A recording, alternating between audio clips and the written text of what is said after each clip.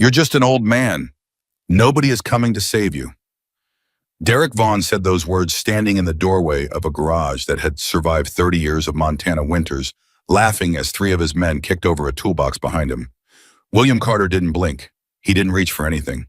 He just looked at the boy half his age and said quietly, "You have no idea who you're standing in front of."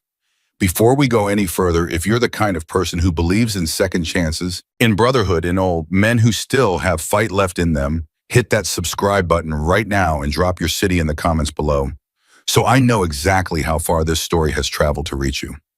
Now let's go back to the beginning. Silver Creek, Montana wasn't the kind of town that made the news. It was the kind of town where the diner knew your order before you sat down, where the church bell still meant something on Sunday mornings, and where an old man named Will Carter had spent the last 15 years fixing trucks in a garage that smelled like motor oil and coffee that had been sitting on the burner too long. Nobody in Silver Creek thought twice about Will. He was 70 years old, silver-haired, with hands that shook slightly in the cold mornings, but steadied the second they wrapped around a wrench. He wore flannel shirts even in summer. He gave free oil changes to widows. He let teenagers work off their speeding tickets by sweeping his floors instead of calling their parents. If you asked anyone in town to describe him, they'd use the same three words: quiet, kind, harmless. They were wrong about the last one, but nobody knew that yet. "Morning, Will," said Ray Dobbins, dropping off his pickup for a brake job. "Heard the weather's turning again this weekend." "Always does," Will said, wiping his hands on a rag. "You want the usual in and out by Thursday? You're a lifesaver." "I'm a mechanic, Ray. Don't get poetic on me." That was Will. Simple exchanges, no drama. A man who had built a life out of routine because routine was safe, and safe was something he had chosen a long time ago for reasons nobody in Silver Creek understood. Emily Dawson understood less than most, but she noticed more than anyone. She was 28, blonde, a single mother working double shifts at the Silver Spoon Diner 3 blocks from Will's garage. She'd moved to town 4 years ago with a toddler in a suitcase and not much else. And it was Will who had fixed her car for free that first winter when she couldn't afford the repair and couldn't afford to lose the only vehicle that got her to work. "You don't have to keep bringing me pie every Sunday," Will told her once. "You don't have to keep fixing my car for free," she said back. "So I guess we're both doing things we don't have to do." He'd laughed at that, real laughter, the kind that softened the lines around his eyes. Emily liked making him laugh. It didn't happen often. What she'd noticed for years now, quietly without ever saying anything, was the way Will's eyes moved when he walked into a room, the way he always sat with his back to a wall at the diner facing the door, the way a car backfiring on Main Street once made him go completely still for 2 full seconds before he continued eating like nothing happened. She'd asked him about it once. Old habits was all he said. She hadn't pushed. Some doors you learn not to knock on until the person on the other side is ready to open them. That Tuesday started like any other. Will was under a Ford pickup when he heard the low rumble of an engine that didn't belong to any regular customer. He slid out from under the truck and wiped his hands, already knowing before he saw them that something was wrong. 3 men stepped out of a black SUV, young, confident in the way that only men who'd never actually been tested were confident. The one in front wore a leather jacket too clean to have ever seen real work, gold chain catching the light, a smirk already fixed on his face like he'd rehearsed it in a mirror. Derek Vaughn. Will had heard the name before. Everyone in Silver Creek had by now. 26 years old, the son of a man who used to run legitimate construction contracts before he died and left Derek an inheritance and a taste for control he didn't earn. In the last 8 months, Derek had turned that inheritance into something else entirely, a network of protection that had already swallowed 3 businesses on Main Street. "Mr. Carter," Derek said, stepping into the garage like he owned it, "I've heard a lot about you." "Can't say the same," Will said, setting down his wrench. "That's all right. You'll know plenty about me soon enough." Derek walked slowly around the garage, running a finger along the hood of a car, up on the lift, letting the silence stretch.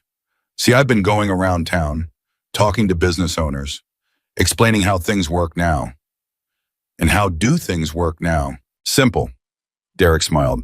"You pay for protection. I make sure nothing bad happens to your garage. Fire, vandalism, trouble with permits. Things a small operation like this can't survive." Will didn't move. "And if I say no?" One of Derek's men, a tall one with a shaved head, stepped closer and kicked over a toolbox sitting near the entrance.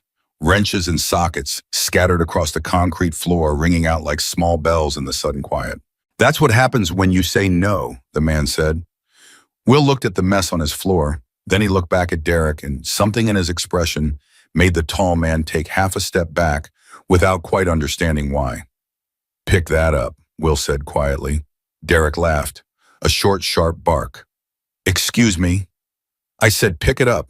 You made the mess. Clean it." For a moment, nobody moved. Derek's smirk flickered just slightly, just enough for someone paying close attention to catch it before it snapped back into place. "You're funny, old man. I like that. Most people who own businesses in this town, they cry, they beg. You're just standing there like none of this bothers you." Derek leaned in. "You're just an old man. Nobody is coming to save you." Will didn't flinch. He held Derek's gaze with a stillness that seemed to come from somewhere much older than his 70 years, somewhere Derek had never been, and hopefully never would be. "You have no idea who you're standing in front of," Will said. It wasn't loud. It wasn't a threat delivered with fists clenched or teeth bared. It was quiet, almost gentle, the way a man might state a fact about the weather. But something about it made the tall man with the shaved head shift his weight, made the third man in the SUV's shadow glance sideways at Derek like he was waiting for permission to leave. Derek recovered fast. He always did. That was one of his gifts, an inability to stay rattled for longer than a few seconds. "Cute line. You practice that in the mirror." He turned toward the door. "You've got until Friday, old man. $500 a week. You'll pay it or you'll watch this place burn down around you." They left the way they came, engine roaring, gravel spraying up behind the tires. Will stood in the doorway and watched the SUV disappear down Main Street, past the hardware store, past the diner, past the church. Then he bent down slowly, his knees protesting the way they always did these days, and began picking up his own scattered tools off the floor. His hands were steady. That was the strange part. A man had just threatened to burn down his life's work, and his hands were as steady as they'd ever been. Word travels fast in a town of 1,100 people, and by that evening, half of Silver Creek knew that Derek Vaughn had paid Will Carter a visit. Emily heard it from Mrs. Whitfield, a 78-year-old widow who lived 2 houses down from the garage and had seen the whole thing from her porch. "They kicked his tools all over the floor," Mrs. Whitfield said, hands wrapped around a cup of tea Emily had brought her. "That boy stood there like a king surveying his kingdom, and Will just stood there and took it." "Will doesn't take anything," Emily said more to herself than to the older woman. "He just doesn't show what he's thinking." She went to the garage after her shift, still in her diner apron hair, coming loose from his ponytail. Will was closing up, pulling the metal door down halfway, and he startled slightly when she called his name, startled in that particular way she'd noticed before, a flinch that resolved itself into calm so fast most people wouldn't have caught it at all. "You heard," he said, not a question. "Whole town heard. Are you okay?" "I'm fine, Emily." "Will," she crossed her arms, "you don't have to do the whole stoic mountain man thing with me. A gang leader threatened to burn your garage down. That's not a fine situation." He was quiet for a moment, looking at her the way he sometimes did, like he was deciding how much of himself to let show. "I've dealt with worse than Derek Vaughn," he finally said. "When doesn't matter. It matters to me." Her voice softened. "You've spent years taking care of everyone in this town, Will. Me included. Let someone take care of you for once. Let me call the sheriff at least." Will's jaw tightened just slightly. Sheriff Boyd already knows. He knew about the Hendersons' bakery 2 months ago, too, and the Petrov brothers' auto shop before that, and nothing happened. Why not? Because Derek Vaughn's got money in places that matter, and Boyd's got a pension he doesn't want to lose. Will pulled the garage door the rest of the way down the metal, groaning as it hit the concrete. "This isn't the kind of problem you solve with a phone call to the sheriff." "Then how do you solve it?" Will looked at her for a long moment, and something passed behind his eyes. Something old. Something tired. Something that made Emily's chest tighten without her understanding exactly why. "You don't," he said quietly. "Sometimes you just survive it until it runs out of reasons to keep going." He didn't say anything else that night. Emily walked home with a strange, uneasy feeling settling into her stomach, the kind of feeling you get when you sense a door in a house you've lived in for years, a door you never noticed was locked. Friday came fast. Will didn't pay. He opened the garage that morning like it was any other day. The coffee pot gurgling a radio, playing low-static country music, a Chevy pickup already up on the lift, waiting for a transmission flush. He told himself he wasn't going to think about it, that he was going to work like he always worked, and for 2 hours it almost felt true. Then the SUV pulled up again, this time with a second car behind it. 4 more men this time. Derek didn't get out right away. He sat in the passenger seat, watching Will through the windshield, with the kind of patience that should have worried Will more than it did. Finally, Derek stepped out. "Deadline was yesterday," he said. "I know what day it is," Will said, not looking up from the transmission fluid he was checking. "Then you know what happens next." Will straightened up, slowly wiped his hands, and finally looked at Derek directly. "You're going to do something you can't take back, over $500 a week from a man who barely clears that after parts and rent. That's the play you want to make." "This was never about the money," Derek said, and for the first time something genuine flickered across his face, something almost like anger that had nothing to do with business. "It's about respect. This whole town used to whisper about my father like he was some kind of failure because he wouldn't play dirty. I'm not making that mistake." "Your father sounds like he was a better man than you," Will said. The garage went very still. Derek's men shifted, waiting for a signal. Derek himself didn't move for a long 3 seconds, his jaw working, and then he smiled, a cold, thin smile that didn't reach his eyes. "You know what, old man, I was going to give you until next week. Show a little mercy since you're old, since maybe you're too senile to understand the position you're in." He nodded toward the tall, bald man. "Jesse." Jesse walked past Will toward the back of the garage, toward the workbench where Will kept his tools organized in neat rows he'd maintained for 15 years, a habit from a different life, though nobody in Silver Creek knew that. Jesse picked up a can of gasoline, sitting near the space heater, and without a word began pouring it across the workbench. "No," Will said. His voice cracked just slightly, the first real emotion he'd shown since they arrived. "Should have paid," Derek said. Will moved. It happened faster than a 70-year-old man should have been able to move fast enough that Jesse didn't see it coming until Will's hand closed around his wrist and twisted hard, sending the gas can clattering to the floor. Jesse yelped in pain and stumbled back, clutching his arm, staring at Will with something between shock and fear. For a moment, nobody in the garage moved. Derek's other men had gone tense, hands hovering near their jackets. Will stood there, breathing hard, his eyes locked on Derek with an intensity that hadn't been there a second ago, something raw and old and dangerous surfacing from somewhere deep beneath the calm, gentle mechanic they thought they knew. "You're stronger than you look, old man," Derek said, but his voice had lost some of its swagger. Will didn't answer. He was looking at his own hands like he was surprised by them too. "Get in the car," Derek said to his men backing toward the SUV, eyes still on Will. "This isn't over, Carter. Next time it won't be gasoline on a workbench. It'll be your whole life's work up in smoke, and you along with it if you're stupid enough to be standing here." They left in a spray of gravel faster than they'd arrived. Will stood alone in the garage for a long time after the sound of engines faded, staring at the gas can, lying on its side on the concrete floor.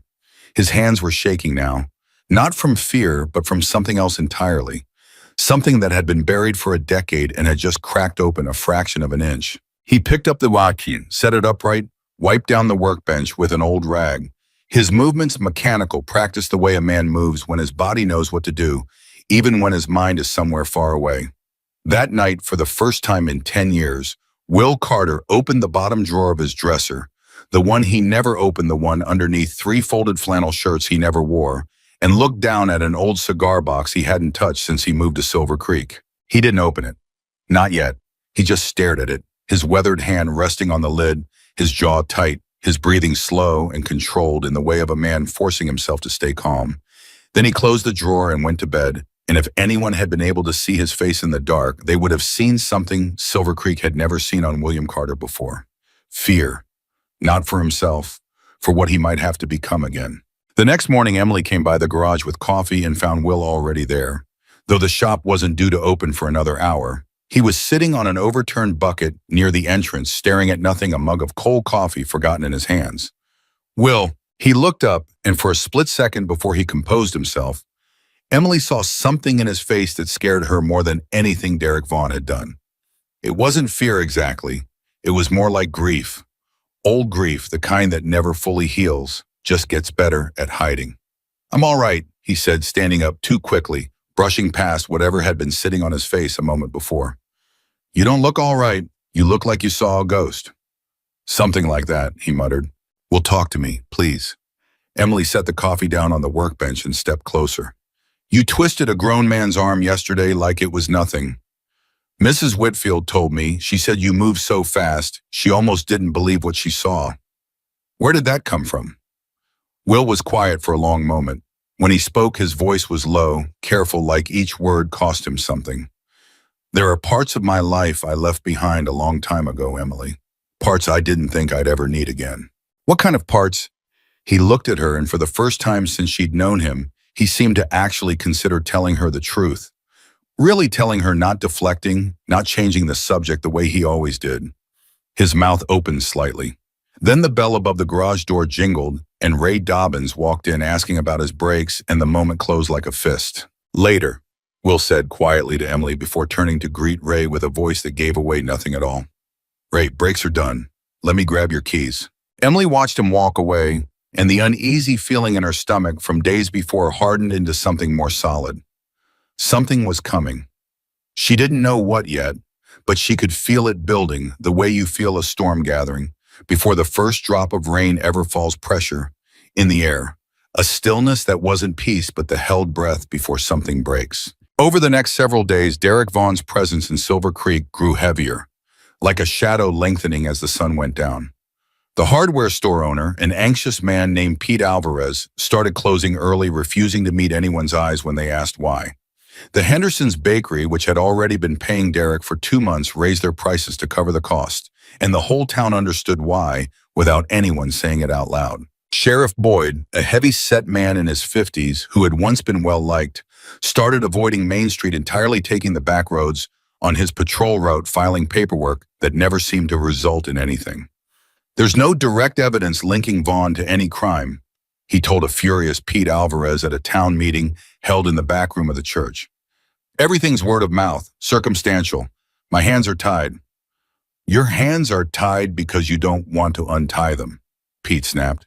Watch your tone, Boyd said, but there was no real force behind it, just tiredness, just a man who had already decided somewhere along the way that this wasn't a fight he was willing to have. Will sat in the back of that meeting silent, listening to 11 business owners and 40 townspeople talk in circles about a problem none of them had the power to solve.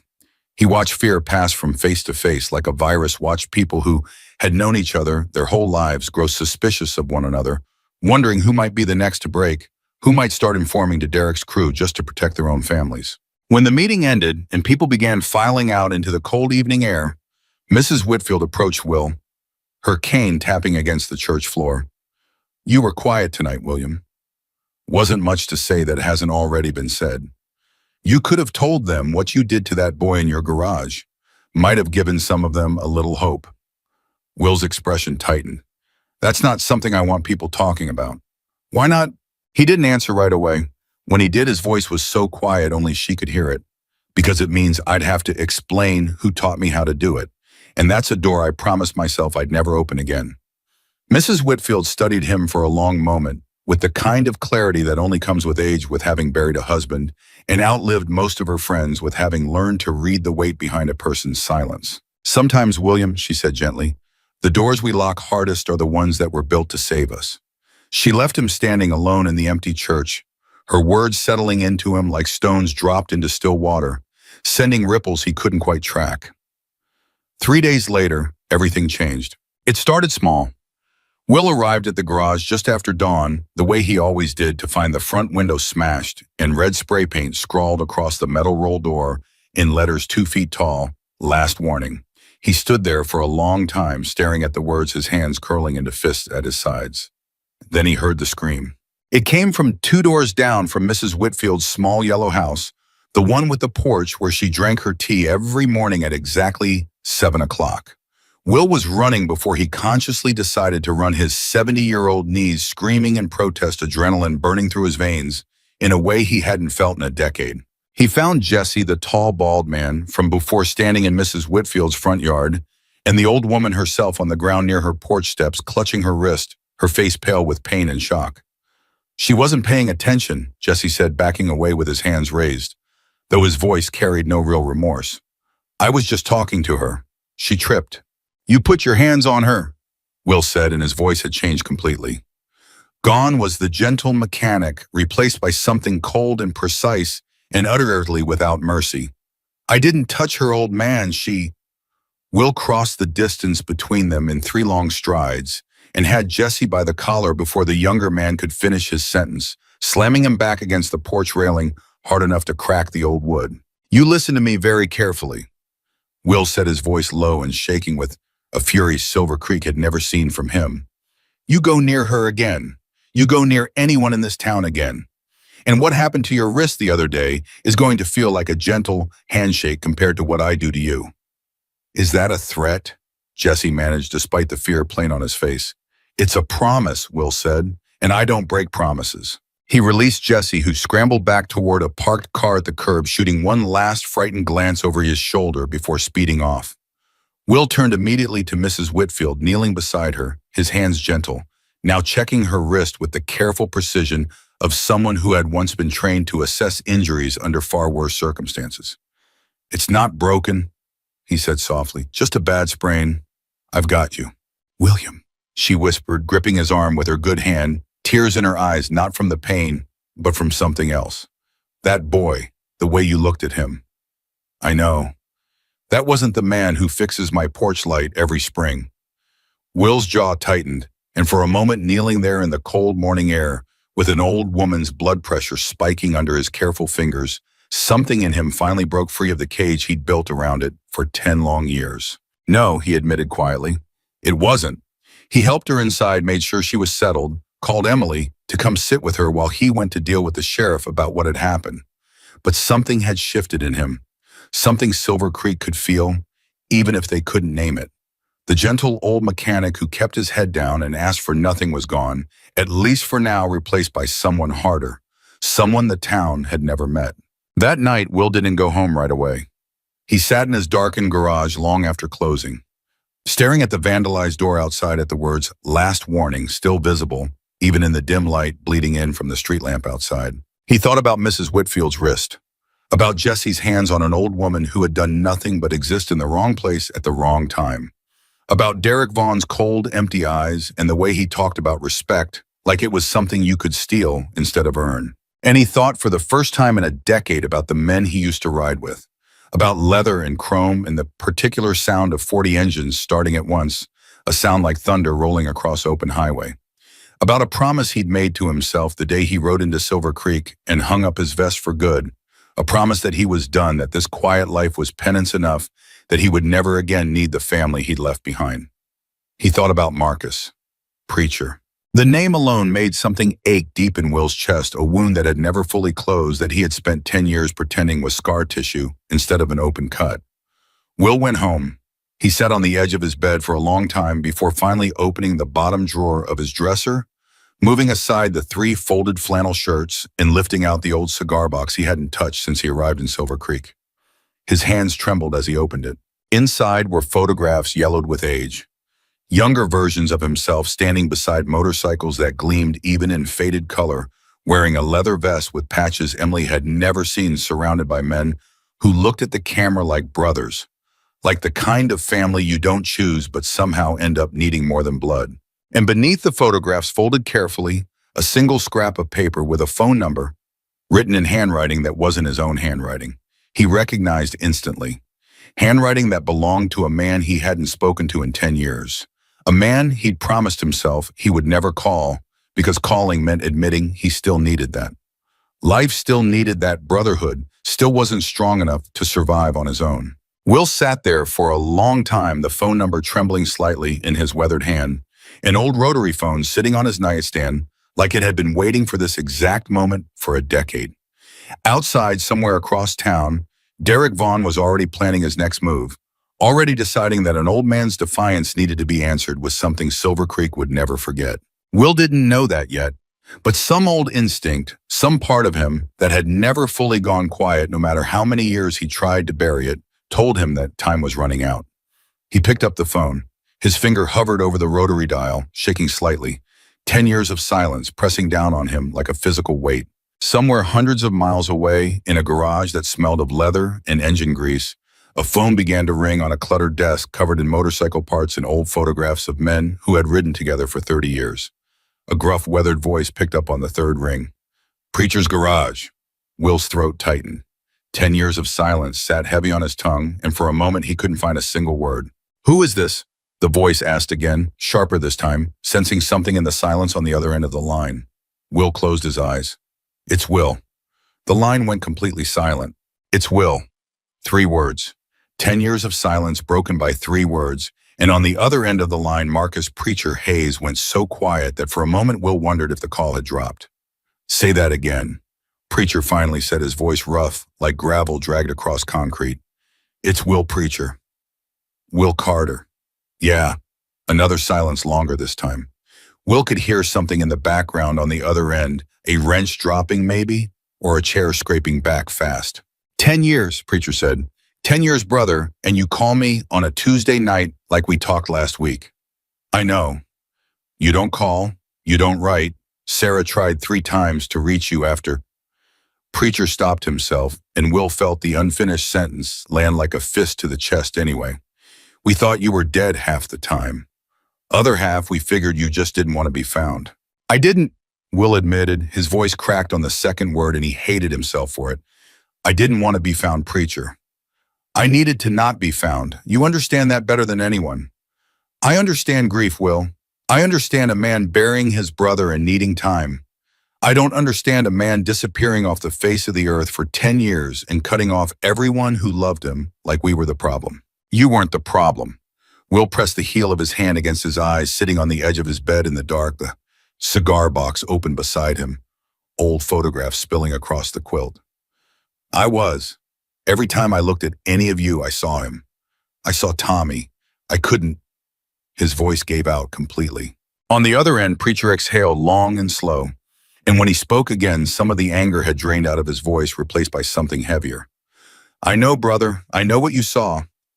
I saw it too, every damn day for a year after. That's why none of us blamed you for needing to go quiet. We just wished you'd gone quiet somewhere we could still reach you. I'm sorry. Don't apologize to me at midnight on a phone call 10 years too late. Apologize by telling me why you're calling now. Will's hand tightened around the receiver. This was the part he'd been dreading since he picked up the phone, the part where he had to admit that after 10 years of building a wall so high nobody could climb it, he was the one asking for a ladder. There's trouble here, Will said quietly. In the town I settled in, a gang. Kid running it thinks he owns the place. He's been extorting business owners, and when I wouldn't pay, he sent his people to burn my garage down. Yesterday they hurt an old woman, 78 years old, Preacher. Broke her wrist just for being in his way. And the police? Compromised or scared or both. Sheriff's got nothing solid, and I don't think he's looking very hard for it either. Preacher's voice went flat and dangerous. The tone Will remembered from 100 nights on the road, the tone that meant Preacher had already stopped weighing options and started making decisions. Give me the address. Preacher. Give me the address, Will. I didn't call you to bring the whole club down on some kid's head. Will stood up, pacing now, the old floorboards creaking under his bare feet. I called because I needed to hear your voice, because I've been standing in front of this thing alone for 2 weeks, and I forgot what it felt like to not be alone. You were never supposed to be alone, Preacher said, and something in his voice made Will's throat close up. That's the whole damn point of what we built, brother. You think 10 years changes that. You think because you went quiet, the promise went quiet too. Will didn't answer. He didn't trust his voice. I'm not asking your permission, Preacher continued. I'm telling you what's happening. I'm calling HELLS. I'm calling Big Mike. I'm calling every single man who ever called you brother, and we are coming to wherever the hell you disappeared to, and we are ending whatever this is. It's not that simple. It's exactly that simple. Preacher's voice cracked just slightly, just enough for Will to hear the 10 years of missing him underneath the anger.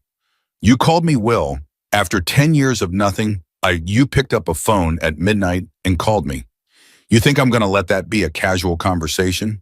You think I'm gonna say good luck and hang up? Will sat back down on the edge of the bed, defeated in the best possible way, something in his chest loosening for the first time in 2 weeks. Silver Creek, he said quietly. Montana, small town maybe 2 hours south of Missoula. We'll find it. Preacher. Will's voice was barely above a whisper now. I don't deserve this. After everything. After how I left. You don't get to decide what you deserve, brother. That's not how family works. A pause and then softer. It's good to hear your voice, Will. It's been too long. Yeah, Will said, and for the first time in 10 years, he let himself smile through the ache in his chest. It has. They talked for another 20 minutes, logistics names Will hadn't heard spoken aloud in a decade, a running count of who was still riding and who had passed and who had kids old enough now to ride themselves. By the time Will hung up the phone, his hands were shaking, but not from fear this time. He sat alone in his dark bedroom for a long while, looking down at the photographs scattered across his bed.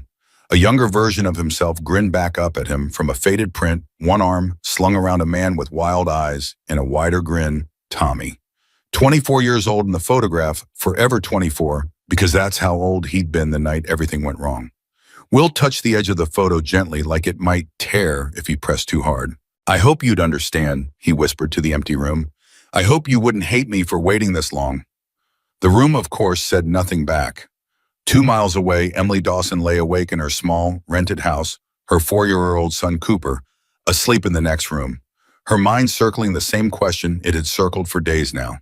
Who was Will Carter really? She'd seen the way he moved when Jesse showed up at Mrs. Whitfield's house, fast, precise, almost frightening in how controlled it was. She'd seen the look on his face afterward, like a man who had just remembered something about himself he'd spent years trying to forget. And she couldn't shake the feeling that whatever was happening now, whatever Derek Vaughn was stirring up in their quiet little town, it was about to collide with something much bigger than a protection racket. She'd promised herself she wouldn't push, that she'd let Will tell her in his own time. But sitting there in the dark, listening to her son's soft breathing through the thin wall, Emily made a different promise instead. If Will Carter was carrying some kind of danger into their lives, into her son's life, she deserved to know exactly what it was. The next morning, she went to the garage before her shift, coffee in hand, and found Will already there, but different somehow. Lighter. Like a weight had shifted off his shoulders overnight, even though the vandalized door still read, "Last warning" in fading red paint. You look like you slept for the first time in a week, she said, handing him the coffee. Something like that. He took the cup, his hands steadier than she'd seen them in days. Care to tell me why? Will hesitated, and in that hesitation, Emily saw an opening, and she took it without apology. Well, I need you to level with me. I've known you 4 years. You fixed my car when I couldn't afford groceries. You've been more of a grandfather to Cooper than his own grandfather ever was. I think I've earned the truth. Will set the coffee down, slowly staring at it like it might give him the courage he needed. When he finally looked up, something had settled in his expression, a decision made. Sit down, he said. This is going to take a while. She sat on an overturned bucket across from him, her heart hammering. Before I came to Silver Creek, Will began, I wasn't a mechanic in a small town. I was a soldier. 2 tours, both ugly, and when I came home, I wasn't the same man who left. Couldn't sleep, couldn't be in crowds, couldn't hear a car backfire without hitting the ground. You know what that's called now? They've got a name for it. They've got treatment for it. Back then, we just called it broken and left it at that. Will, let me finish. He took a breath. I found some other men like me, not through some VA program, through a motorcycle club. Men who'd seen what I'd seen, carried what I carried. We rode together, we fixed each other's engines and each other's minds best we could. They became my family, Emily. More than family some days. Brothers I chose. What club? Will held her gaze steady. HELLS Angels. Emily's breath caught. Whatever she'd been braced for, it wasn't that, not the version of the club she'd heard about in movies and news segments, all violence and lawlessness. Not connected to the gentle old man who fixed her car for free and remembered Cooper's birthday every year. I know what you've heard, Will said, reading her face. I know the reputation. Some of it's earned, I won't pretend otherwise. It's not a Sunday school picnic. In some chapters, some men, they lived up to every bad thing people say. But the men I rode with the family, I found they were the reason I survived coming home from war. They didn't judge me for waking up screaming. They just handed me a wrench and told me to fix something until the shaking stopped. So what happened? Why did you leave? Will's face changed completely. Then the openness closing, something raw and grieving surfacing in its place. His name was Tommy, Will said quietly. Tommy Reyes, 24 years old. I was supposed to be looking out for him. He'd only been riding with us a year. Still had that green kid energy. Still thought he was invincible. We got caught up in something ugly. A rival crew, a deal gone bad, doesn't matter the details. What matters is I made a call that night.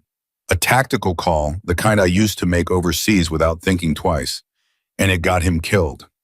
Well, it was my call, Emily. His voice was flat now, controlled in the way that told her he'd said these words to himself 1,000 times before ever saying them out loud to another person. I told him to go left. Rival crew was waiting on the left. I've replayed that 10 seconds every single night for 10 years, and every single time I still tell him to go left because that's what my training said, that's what the tactics said, and every single time he still dies. Emily reached out and took his hand, her own trembling slightly. Will let her. I couldn't stay after that, he continued. Couldn't look at his mother at the funeral. Couldn't look at my brothers, knowing every one of them was thinking the same thing I was thinking, even if they never said it out loud. So I left, packed a bag, rode until the bike ran out of gas outside a little town called Silver Creek, and I just stopped. Sold the bike, cut my hair, became a mechanic instead of a soldier, instead of a rider, instead of anything that might get someone else killed. And last night, Emily asked softly, the phone call I heard when I walked past your window. Will looked at her with something like relief, like confessing had lightened a burden he'd carried alone for far too long. I called Preacher, he said. My old brother. First time in 10 years. Why now? Because Derek Vaughn hurt Mrs. Whitfield. Because he's going to keep hurting people in this town until somebody stops him, and Sheriff Boyd's not going to be the one to do it. And because Will's voice softened, something almost like shame flickering across his weathered face. Because I finally understood that hiding from my past doesn't make me safer. It just makes everyone around me less safe. Emily sat with that for a long moment, processing everything. The war, the club, the guilt, the decade of self-imposed exile. When she finally spoke, her voice was steady in a way that surprised even her. So they're coming, your brothers. Preacher said he wasn't giving me a choice. A ghost of a smile crossed Will's face. Said the promise doesn't go quiet just because I did. Will, Emily squeezed his hand. I'm not scared of who you were. I'm scared of what Derek's going to do when he finds out bikers are coming to Silver Creek. That's not a de-escalation, Will. That's throwing gasoline on a fire that's already burning. Will's jaw tightened. I know. Do you? Emily, I've spent 10 years running from confrontation because I was scared of what I might do, what I might become again. But Mrs. Whitfield's wrist is in a brace right now because I hesitated too long, because I tried to handle this the quiet, peaceful way, and it wasn't enough. Sometimes peace isn't a choice you get to make alone. Sometimes it's something you have to fight for. Before Emily could respond, the garage bell jingled and both of them turned toward the door, tension immediately snapping back into their bodies. It was Sheriff Boyd, alone, hat in his hands, looking like a man who hadn't slept well in days. Will, he said, got a minute? Depends what for. Boyd glanced at Emily, then back at Will, hesitating. Alone might be better. She stays, Will said firmly. Whatever you've got to say, Emily hears it too. Boyd sighed, running a hand over his tired face. Fine. Word's gotten around that you made some calls last night, long distance, to some old contacts. Will went very still. How would you know that?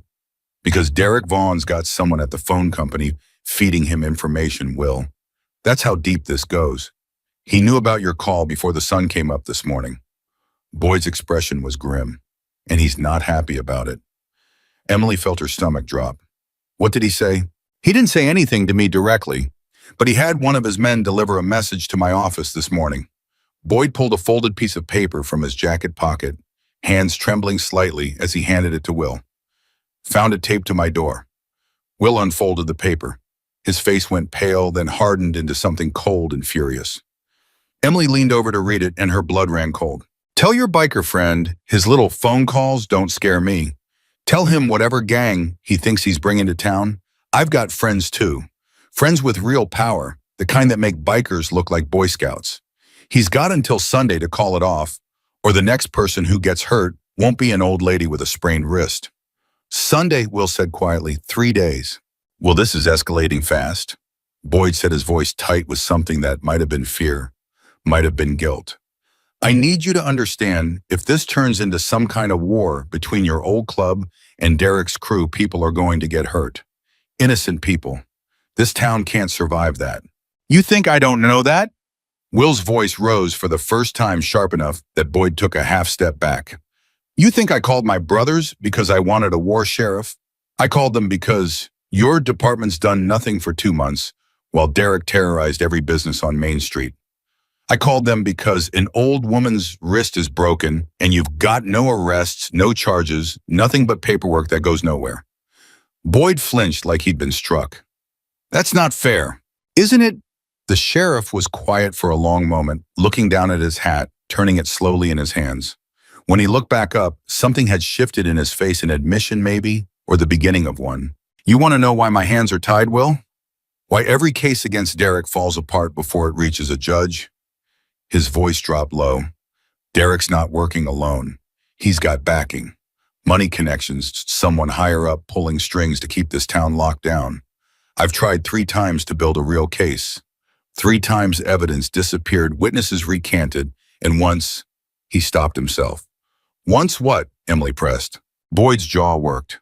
Once I got a call at 2 in the morning. Man's voice I didn't recognize. Told me my daughter walks to school alone every morning at 7:15. Didn't say anything else. Didn't need to. The garage went silent, the weight of that admission settling over all 3 of them. So you back off, Will said quietly, because they threatened your kid. Wouldn't you? Boyd's eyes were wet now, years of shame finally breaking loose. I took an oath, Will. I know what I'm supposed to do, but I've got a 9-year-old daughter and I couldn't live with myself if something happened to her because I decided to be a hero. Emily watched Will's expression soften, the anger draining into something more complicated, understanding maybe mixed with a deeper resolve. I'm not judging you, Boyd, Will said finally. You're a father protecting your kid. I get that better than most people ever could. But that's exactly why I made that call last night. Because somebody in this town needs to be able to stand up to Derek Vaughn without worrying about what happens to their family. And my brothers, his voice caught slightly, my brothers don't have anyone Derek can threaten. Most of them don't have kids walking to school. Most of them have already lost everything they were ever afraid of losing. Boyd studied him for a long moment. You really think a bunch of aging bikers can stand up to whoever's backing Derek? I think, Will said slowly, that Derek Vaughn has spent his whole life confusing fear for respect, and I think he's about to learn the difference the hard way. After Boyd left, Emily turned to Will, her mind racing. Will this note friends with real power? What does that mean? Who's backing Derek? I don't know yet, Will admitted, but I intend to find out. How? Will's expression turned thoughtful, calculating in a way Emily hadn't seen from him before the soldier surfacing again beneath the mechanic's weathered face. Derek's 26 years old, he said. Inherited money from his father, but not this kind of operation. Extortion rings, corrupted phone company contacts, someone willing to threaten a sheriff's daughter, that's not amateur hour. That takes real infrastructure, real money. Someone experienced is guiding him. You think someone's using him? I think Derek believes he's the one in control, Will said, and I think he's about to find out how wrong he is from more than one direction. That afternoon, while Will worked in the garage trying to keep his hands busy and his mind occupied, Emily made a decision of her own. She left Cooper with her neighbor and drove to the county records office 20 minutes outside Silver Creek, determined to dig up whatever she could find about Derek Vaughn's father and the construction business he'd left behind. What she found made her blood run cold. Derek's father, Harold Vaughn, hadn't just run a construction company. Public records showed a string of contracts with the county going back 15 years on contracts for roadwork, municipal buildings permits that required sign-off from local officials. And threaded through those records, one name kept appearing again and again in approval signatures. Councilman Gerald Ashford, the same Gerald Ashford who currently sat on Silver Creek's town council. The same Gerald Ashford who had just 2 months ago publicly praised new investment opportunities coming to Main Street without ever naming a source. Emily's hands were shaking as she photographed the documents on her phone. This wasn't just a punk kid running a protection racket. This was something rooted deep in the town's own government, something that had probably been growing quietly for years before Derek ever picked up where his father left off. She drove straight back to the garage, breaking the speed limit the whole way, and burst through the door just as Will was closing up for the evening. "Well, I found something." "Emily, what?" "Councilman Ashford. He's connected to Derek's father's old business. 15 years of contracts, permits, approvals, and now he's the one talking up investment opportunities on Main Street right when Derek starts his extortion racket." She thrust her phone toward him, hands still trembling. "This isn't just some kid with a gang, Will. This is corruption running straight through town hall." Will took the phone, scrolling through the photographs with a grim, focused expression, the last piece of gentle mechanic falling away entirely as he processed what he was looking at. "This is exactly the kind of backing that lets a 26-year-old threaten a sheriff's family and make evidence disappear," he said quietly. "This explains everything. What do we do with it?" Will handed the phone back to her, his jaw set. "Right now, nothing. If Ashford's as deep in this as it looks, going to the wrong authority could get this evidence buried or get you hurt trying to expose it. We need this information to matter, Emily, and right now we don't have anyone we can trust to hand it to. So we just sit on it. We sit on it until we have enough power behind us that burying evidence isn't an option anymore." Will's eyes were steady, resolute. "My brothers will be here soon. When they arrive, this town is going to have protection it hasn't had in months. And once Derek and whoever's backing him realize they can't threaten their way out of this, that's when we bring this evidence forward, when there's nobody left to intimidate into silence." Emily nodded slowly, though the fear hadn't fully left her eyes. "Will, promise me something. Anything. Promise me Cooper's safe. Promise me whatever happens between you and Derek, whatever your brothers bring with them when they arrive, promise me my son doesn't become collateral damage in some old grudge." Will's expression softened, and he reached out gently, squeezing her shoulder in a gesture so paternal, it made Emily's throat tighten. "I promise you, Emily, I did not survive 2 wars and lose my brother just to let harm come to that little boy. You and Cooper are safe. I'll make sure of it, no matter what it costs me." That night, as Silver Creek settled into an uneasy darkness, 3 separate scenes played out that would set the next several days in motion. In a modest ranch house on the edge of town, Sheriff Boyd sat at his kitchen table long after his wife and daughter had gone to bed, staring at a case file he'd built and rebuilt a dozen times, trying to find the courage to make one more attempt at real justice, no matter the personal cost. In Derek Vaughn's rented house on the nicer side of town, a house paid for with money that had never quite made sense given his modest inheritance, Derek sat across from a man Emily's record search hadn't yet uncovered, a man who spoke in low, measured tones about patience, about long games, about how an old biker and his friends were nothing but a minor inconvenience in a plan that had been building for years. "He's calling in reinforcements," Derek said, pacing. "Bikers. Could be a dozen of them, could be more." "Let them come," the man said calmly, swirling a glass of whiskey he hadn't yet touched. "Bikers make noise. Noise draws attention. And attention handled correctly can work in our favor just as easily as it works against us. What if they cause real trouble? Then real trouble finds a way to become someone else's fault." The man smiled, cold and patient. "You let me worry about optics, Derek. You worry about making sure that old man understands exactly how much he stands to lose." And 200 miles away, in a garage lit by fluorescent lights and filled with the low rumble of engines being prepped, 17 members of the Hells Angels loaded saddlebags, checked tire pressure, and said quiet goodbyes to wives and children preparing to ride at dawn toward a town most of them had never heard of, for a brother most of them hadn't seen in a decade, because that was what the promise meant. And the promise didn't go quiet, not ever, not for anyone. Preacher stood in the middle of it all, checking his own bike. One final time, his weathered face set with a grim determination that his brothers hadn't seen in years. "You really think this old man's worth all this?"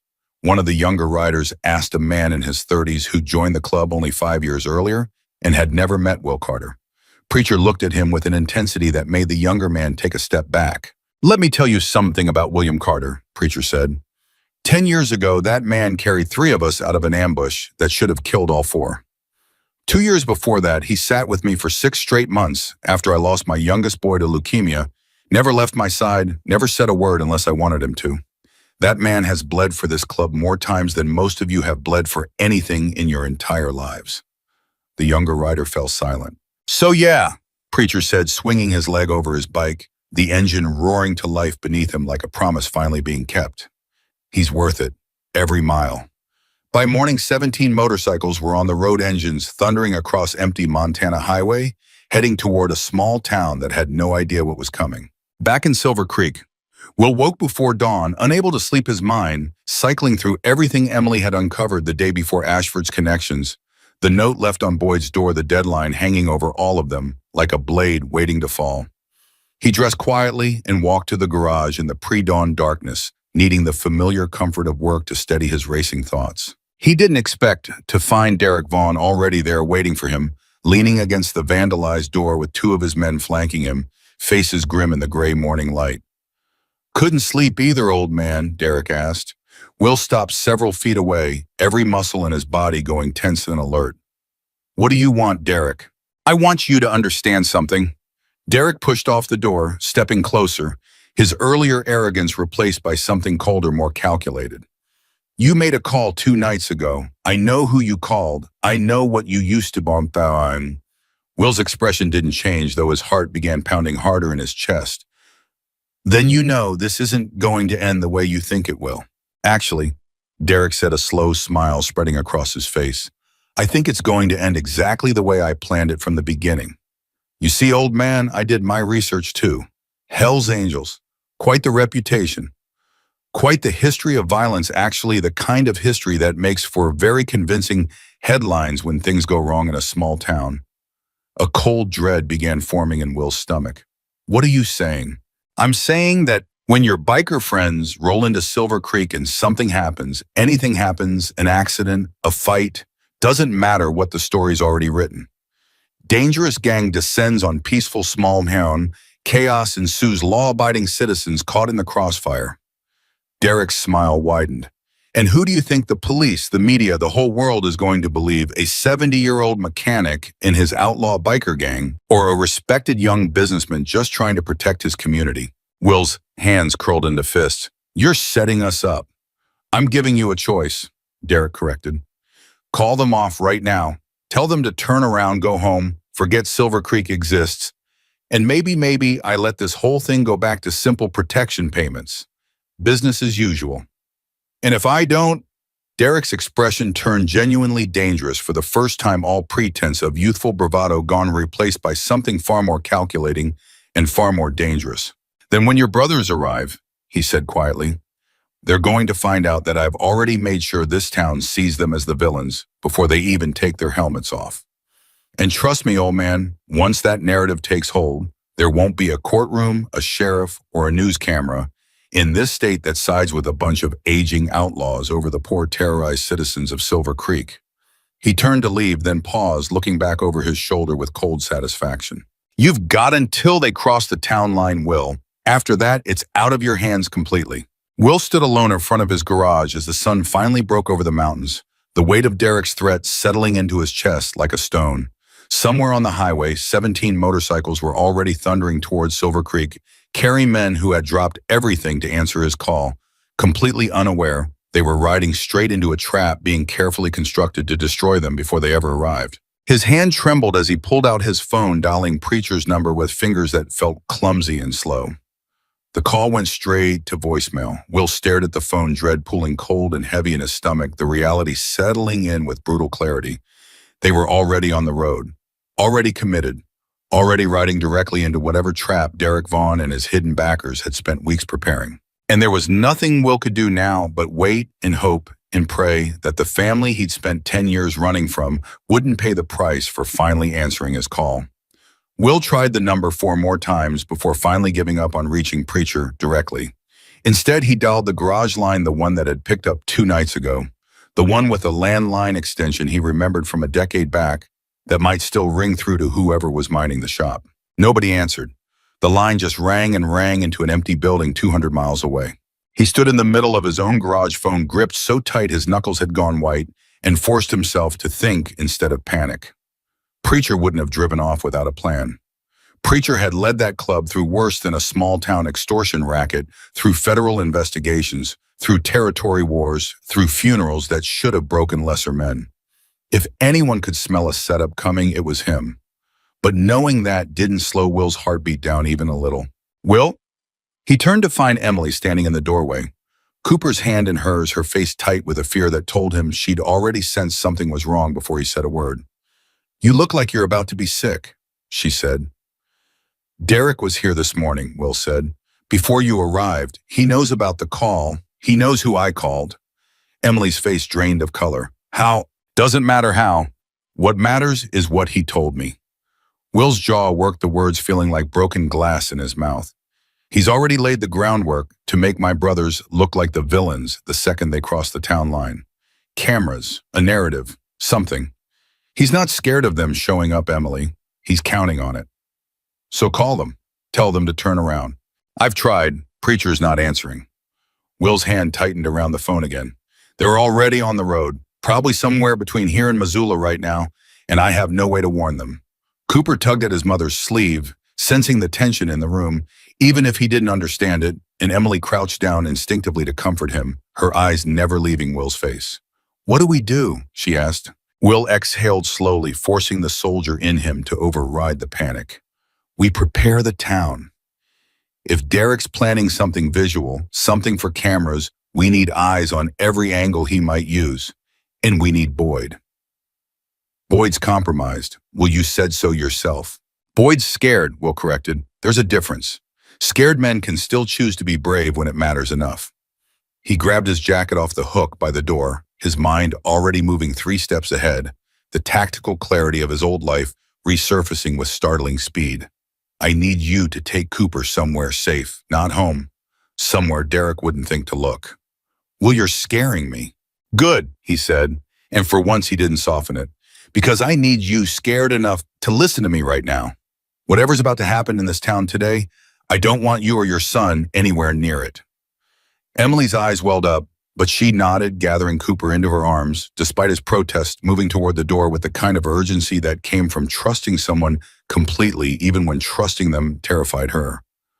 "Will," she said, pausing at the threshold, "be careful, please." "I will," he said, and then quieter almost to himself. "I have to be. I've already lost one family. I'm not losing another."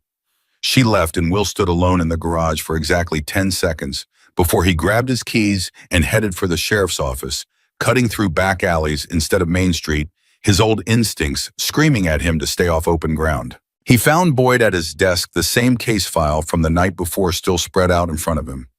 Dark circles under his eyes, suggesting he hadn't slept at all. "Will." Boyd looked up startled. "What's wrong?" "Derek knows about my call. He's planning to frame my club the second they arrive, set up some kind of incident, make it look like they're the aggressors, get it on camera control, the story before anyone else can." Will planted both hands on the desk, leaning in.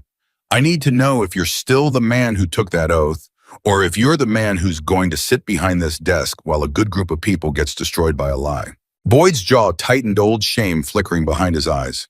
For a moment, Will thought he was going to get another excuse, another retreat into fear. Instead, Boyd stood up. "What do you need from me?" Relief flooded through Will so fast it nearly buckled his knees. "I need you visible. I need you at the town line when they arrive in uniform, in your own words, telling whatever story unfolds honestly, not whatever version Derek's already written for the cameras. I need at least one person with a badge who isn't in his pocket. And if this goes bad, if shots get fired, if..." "It won't," Will said with more certainty than he actually felt. "These aren't the men the movies make them out to be. They're fathers, veterans, mechanics, men who've buried more friends than most people bury in 3 lifetimes. They're not coming here for violence. They're coming here because I asked for help, and that's it." Boyd studied him for a long moment, and something in his expression shifted the fear still there, but something steadier underneath it now. Something that looked almost like the man he used to be before Derek Vaughn's threats had worn him down to nothing. "Okay," he said. "Okay, Will. Let's do this the right way." They left the office together, and for the first time in weeks, Will felt something other than dread pushing through his chest, something almost like hope. It didn't last long. Halfway to Main Street, Will's phone rang. Unknown number. "Carter," he answered. "You should have called them off, old man." Derek's voice cold and smug. "Turn on Channel 4. Local news crew's already set up at the diner." Funny how fast word travels when the right person makes a phone call. Will's stomach dropped. "What did you do?" "I told them Silver Creek's about to be invaded by an outlaw motorcycle gang," Derek said, savoring every word. "Told them a peaceful little town was under threat from dangerous criminals with a history of violence. Told them the sheriff's department has been strangely quiet about it, which, by the way, isn't going to look great for your friend Boyd once this airs." A pause, cruel and deliberate. "See you soon, Will. Should be quite a show." The line went dead. Boyd, who'd heard enough of the conversation from Will's tense body language, was already reaching for his radio. "I'll get ahead of this. I'll call the station. Explain." "Explain what?" Will's voice was tight with fury. "That a criminal with connections at town hall staged a media ambush before a peaceful group of my brothers even crossed the town line. Nobody's going to believe that story over the one already airing on Channel 4. They reached Main Street just in time to see a news van parked outside the Silver Spoon Diner. A reporter in a sharp blazer already speaking into a camera, her voice carrying just far enough for Will to catch fragments.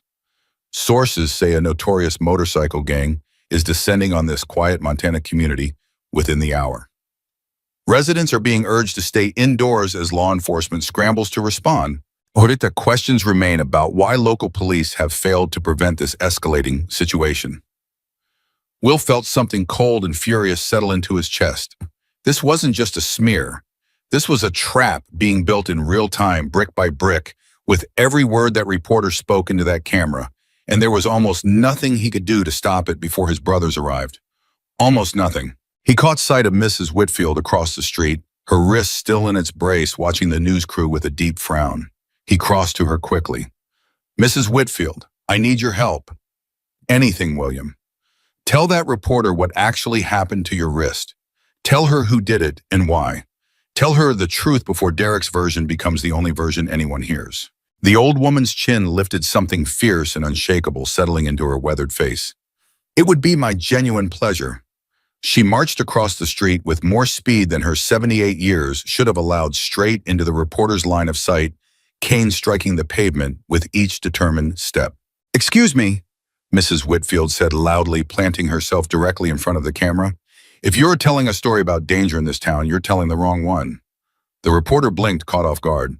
"I'm sorry, ma'am. We're in the middle of—" "I don't care what you're in the middle of. My name is Eleanor Whitfield. I've lived in this town for 51 years, and 3 days ago, a man working for Derek Vaughn broke my wrist right on my own front porch." She held up her braced arm for the camera, voice unwavering. "The only person who's protected this town in the last 2 months is William Carter, and now he's called on some old friends to help him do it properly, because our own sheriff's department has been too frightened to act."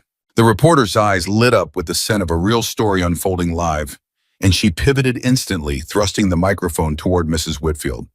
"You're saying local police failed to respond to an assault?" "I'm saying exactly that," Mrs. Whitfield said, "and I'm saying if a group of grown men on motorcycles arrives to make sure it doesn't happen again, this town ought to be thanking them, not running from them." Will watched the exchange with something like awe. In less than a minute, one 78-year-old woman had cracked open the narrative Derek had spent hours constructing, and the reporter, sensing a much more interesting story than the one she'd arrived to cover, was already turning her attention toward Boyd, microphone extended. "Sheriff, is it true your department has failed to act on reports of extortion in this town?" Boyd hesitated for one agonizing second. Will held his breath. Then something shifted in the sheriff's face, the fear finally losing its grip, replaced by the exhausted relief of a man choosing at last to tell the truth. "Yes," Boyd said, his voice carrying clearly across Main Street. "That's true, and I take responsibility for it. I've been operating under threats made against my family, and I let that fear stop me from doing my job the way I swore to do it. That ends today."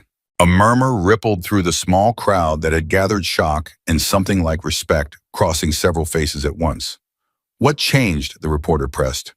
Boyd looked directly at Will, something like gratitude passing between them.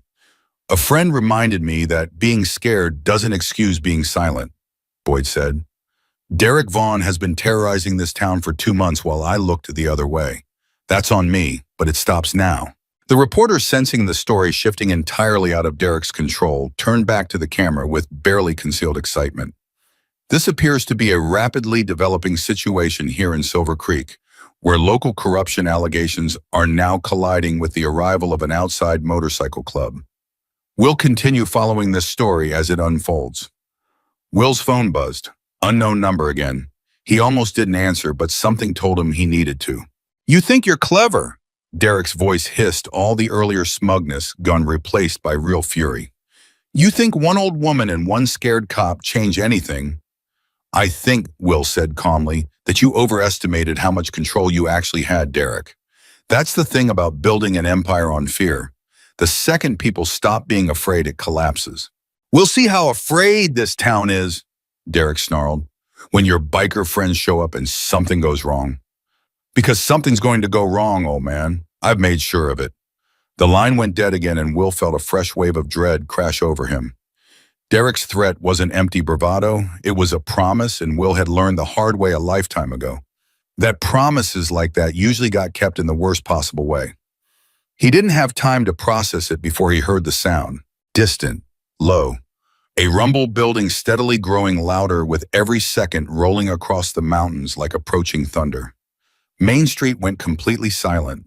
Every head turned toward the edge of town, toward the sound that was unmistakable to anyone who'd ever heard it before. Motorcycles.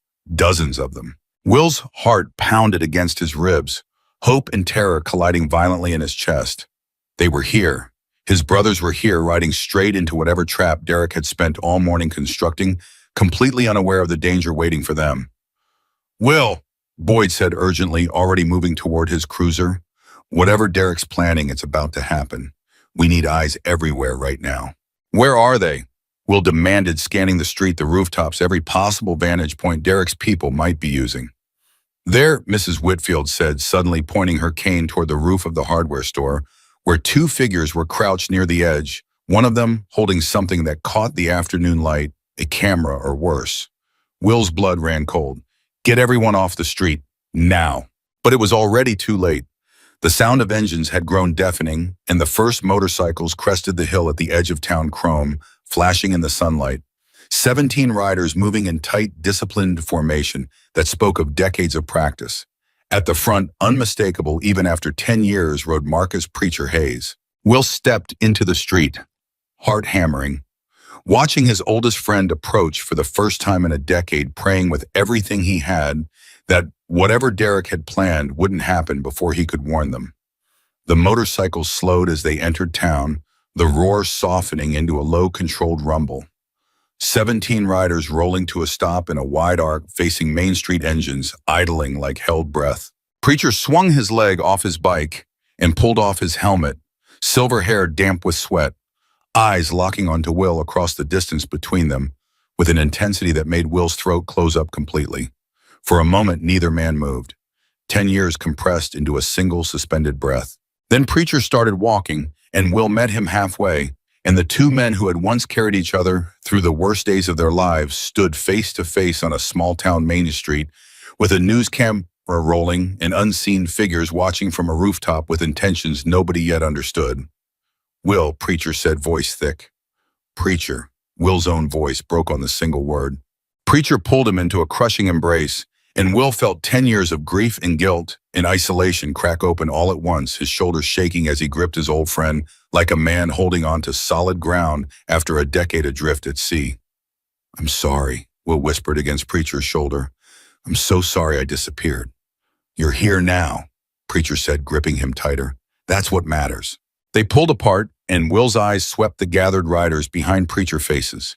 He remembered faces that had aged, faces belonging to men who had dropped everything on a moment's notice, because a brother had finally called for help after 10 years of silence. Hollis, Big Mike, a dozen others whose names came flooding back to him in a rush of memory and emotion. "We need to talk," Will said urgently, the moment of reunion giving way immediately to the danger still surrounding them. "Right now." There's a camera crew, there's men on that rooftop, and Derek Vaughn has spent the entire morning trying to frame this exact moment as some kind of invasion. Preacher's expression sharpened instantly, the warmth of reunion replaced by the tactical focus Will remembered from 100 dangerous situations. Talk fast. Will explained everything in rapid, clipped sentences. Derek's threats, the media setup, the figures on the rooftop, the corruption reaching into town hall. Preacher listened without interrupting, his jaw tightening with each new detail, and by the time Will finished, something cold and dangerous had settled into the older man's eyes. So he wants a show, Preacher said quietly. He wants us to look like the villains. Then we don't give him one. Preacher turned to his gathered brothers, raising his voice just enough to carry. Everybody hears this. We came here for one reason, to stand behind a brother who needed us. We are not here to start trouble. Whatever happens today, whatever gets thrown at us, we hold discipline. You understand me? A chorus of firm agreement rippled through the group. 17 men who had ridden 200 miles on a moment's notice, now standing in perfect controlled unity in the middle of a town that had been braced to fear them. The reporter, sensing an even bigger story unfolding, pushed forward with her microphone, cameraman scrambling to keep up. Sir, can I ask, why did you and your club travel here today? Preacher turned to face her directly, calm and unshaken. A brother of ours has lived in this town for 10 years, keeping his head down, helping this community however he could. 2 weeks ago, a local gang started terrorizing business owners, extorting money through threats and violence. 3 days ago, they broke an elderly woman's wrist. He called us because the people responsible for protecting this town had been intimidated into silence. Preacher's eyes were steady, unflinching. We're not here to cause trouble. We're here because trouble already found this town, and somebody needs to stand against it. The reporter turned back to her camera, practically vibrating with excitement at the story unfolding live. You heard it here first. What began as reports of a dangerous motorcycle gang descending on Silver Creek is revealing itself to be something far more complicated, involving allegations of local corruption and a gunshot cracked through the air. Screams erupted across Main Street as everyone dove for cover, the reporter's cameraman dropping his equipment and scrambling behind the news van. Will's soldier instincts took over instantly, grabbing Preacher and pulling him down behind a parked truck, his eyes snapping immediately toward the rooftop where he'd spotted movement earlier. Everyone down, Boyd shouted, weapon already drawn, sweeping the street for the source. Will's heart hammered as he scanned the chaos, and then he saw it. One of the figures on the hardware store roof, not holding a camera at all, but a rifle already lowering it out of sight after firing what appeared to be a single warning shot into the air. They're trying to make it look like we started shooting. Will realized, horror dawning in his chest. Get everyone's hands visible. Now, nobody reaches for anything. Weapons down! Preacher bellowed to his brothers, his voice cutting through the panic with absolute authority. Hands where everyone can see them. Nobody moves unless I say so. 17 bikers immediately raised their empty hands, standing perfectly still amid the chaos. And Will felt a fierce surge of pride, even in the middle of the danger, his brothers disciplined and controlled, refusing to give Derek the reaction he so desperately needed, captured on camera. Boyd was already moving toward the hardware store, weapon raised, shouting commands. Sheriff's Department, come down from that roof with your hands visible now. A tense, agonizing silence stretched across Main Street. Then slowly a figure emerged at the edge of the hardware store roof. Hands raised, rifle nowhere in sight. He'd clearly ditched it the second Boyd's authority became clear. That's him, Mrs. Whitfield said, suddenly emerging cautiously from behind a mailbox, pointing with her cane. That's the same man who threw the gas can in Will's garage. Derek's people. Boyd's face hardened. Get down here, right now. The man complied, scrambling down a fire escape, and the moment his feet hit the pavement, Boyd had him in cuffs, reading him his rights with a fierce, righteous anger that had been building for 2 months of forced silence. You fired that shot to frame my friends, Boyd said, voice shaking with barely controlled fury. You wanted footage of an exchange of gunfire so Derek could sell his story to every news outlet in the state. The man said nothing, jaw-clenched eyes darting toward where Derek Vaughn had suddenly appeared at the edge of the crowd, his earlier confidence visibly cracking as he watched his carefully constructed plan collapse in real time. Derek, Will called out, stepping forward, every eye on Main Street turning toward him. You just had one of your men fire a weapon in the middle of a crowded street to frame a group of unarmed men. That's not going to play well for your investment opportunities, is it? Derek's face contorted with fury and something close to panic. You think this changes anything, old man? You think one failed setup means I lose? I've got more resources than you can possibly imagine. Then use them, Preacher said, stepping up beside Will, 17 bikers falling into a loose formation behind him, unshaken and unified. Because right now in front of a news camera, in front of this entire town, you just proved exactly what kind of man you are. And no amount of money you're hiding behind is going to erase that. The reporter who had cautiously emerged from behind the news van with her cameraman was already speaking urgently into her microphone, capturing every second of Derek's unraveling composure for a broadcast that was about to reach far beyond Silver Creek's borders. Derek's eyes swept the crowd. Will Preacher, the disciplined line of bikers, Boyd standing tall with real authority for the first time in months, Mrs. Whitfield, with her chin lifted defiantly, dozens of townspeople who had gathered to watch their fear visibly shifting into something else entirely. Something like hope. This isn't over, Derek said, backing away, his voice losing all its earlier confidence. This isn't even close to over. He turned and disappeared into the crowd, his men scrambling to follow, leaving behind a main street filled with stunned silence and the slow dawning realization that something fundamental had just shifted in Silver Creek. Will turned to Preacher, exhaling a breath he felt like he'd been holding for 2 weeks straight. That was too close, he said quietly. That was exactly what we came here for, Preacher replied, gripping Will's shoulder firmly. Brother, I told you, the promise doesn't go quiet. Not for 10 years, not for anything. Around them, the other bikers were beginning to relax slightly, though their eyes remained sharp, scanning the crowd and rooftops for any further threat. Big Mike approached a mountain of a man with a gray beard and kind eyes that hadn't changed in the decades since Will had last seen him. Good to see you, old friend, Big Mike said, pulling Will into a brief, powerful hug. Wish it was under better circumstances. Me too, Will admitted, but I'm grateful you came. Wouldn't have missed it, Big Mike said. None of us would. Boyd approached the group, having secured the man from the rooftop in the back of his cruiser, his expression a mixture of exhaustion and something like relief. That's attempted assault, reckless endangerment, and I'm betting once we get him talking, a lot more charges connecting straight back to Derek Vaughn. Will he talk? Will asked. Scared men usually do. Boyd said once they realize the person they're protecting isn't as powerful as they thought. The reporter approached cautiously. Microphone still extended, her earlier nervousness replaced by focused professional determination. Mr. Carter, can you tell our viewers what's really happening in Silver Creek? Will hesitated, glancing at Preacher, who gave a small nod of encouragement. This was the moment Will realized the chance to take Derek's narrative and burn it to the ground with the truth instead. My name is William Carter, he said, stepping fully into frame, his voice steady despite everything that had just happened. I've lived in this town for 10 years, and for the last 2 months, I've watched a young man named Derek Vaughn terrorize business owners, extort money through threats and violence, and use fear to control this entire community. When he threatened to burn down my garage and hurt the people I care about, I called on the only family I had left who could help me stand against that kind of intimidation. Some might say bringing in an outside motorcycle club only escalates tension, the reporter pressed. Some might, Will agreed, but ask the people of this town whether they feel safer today than they did yesterday.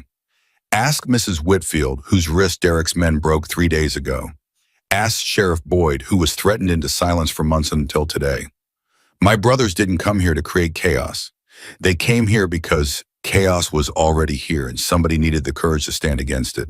The reporter turned back to her camera, and Will could see in her expression that the story she was about to deliver would be nothing like the one Derek had orchestrated that morning. As the crowd slowly began to disperse, murmurs of shock and gratitude rippling through Main Street, Emily suddenly appeared, pushing through the remaining onlookers with Cooper held tight against her hip, her face pale with fear. Well, I heard gunfire on the radio. She stopped short, taking in the scene. The disciplined line of bikers, Boyd's cruiser with a suspect in the back seat, Will, standing safe and unharmed in the middle of it all. Relief flooded across her face. Oh, thank God. We're okay, Will said, moving to meet her. Everyone's okay. Emily's eyes moved past him to Preacher's, taking in the older biker's weathered face, the genuine warmth radiating from him despite everything that had just happened. You must be Preacher. And you must be the woman Will mentioned on the phone, Preacher said, a small smile breaking through his earlier grimness. Said you were the only reason he hadn't completely forgotten how to be human these last 10 years. Emily's cheeks flushed slightly, but her attention quickly shifted back to the seriousness of the moment. Derek's not going to just walk away from this, not after what just happened on camera. No, Will agreed grimly. He's not, which means this isn't over. This is just the part where he stops playing games and starts fighting for real. Preacher's expression hardened with resolve. Then we're staying. All of us. Until this is finished properly. Will felt a fresh wave of gratitude wash over him, mixed with the sobering knowledge that Derek Vaughn, desperate, humiliated, and backed by resources they still didn't fully understand, was about to become far more dangerous than he'd been even an hour ago.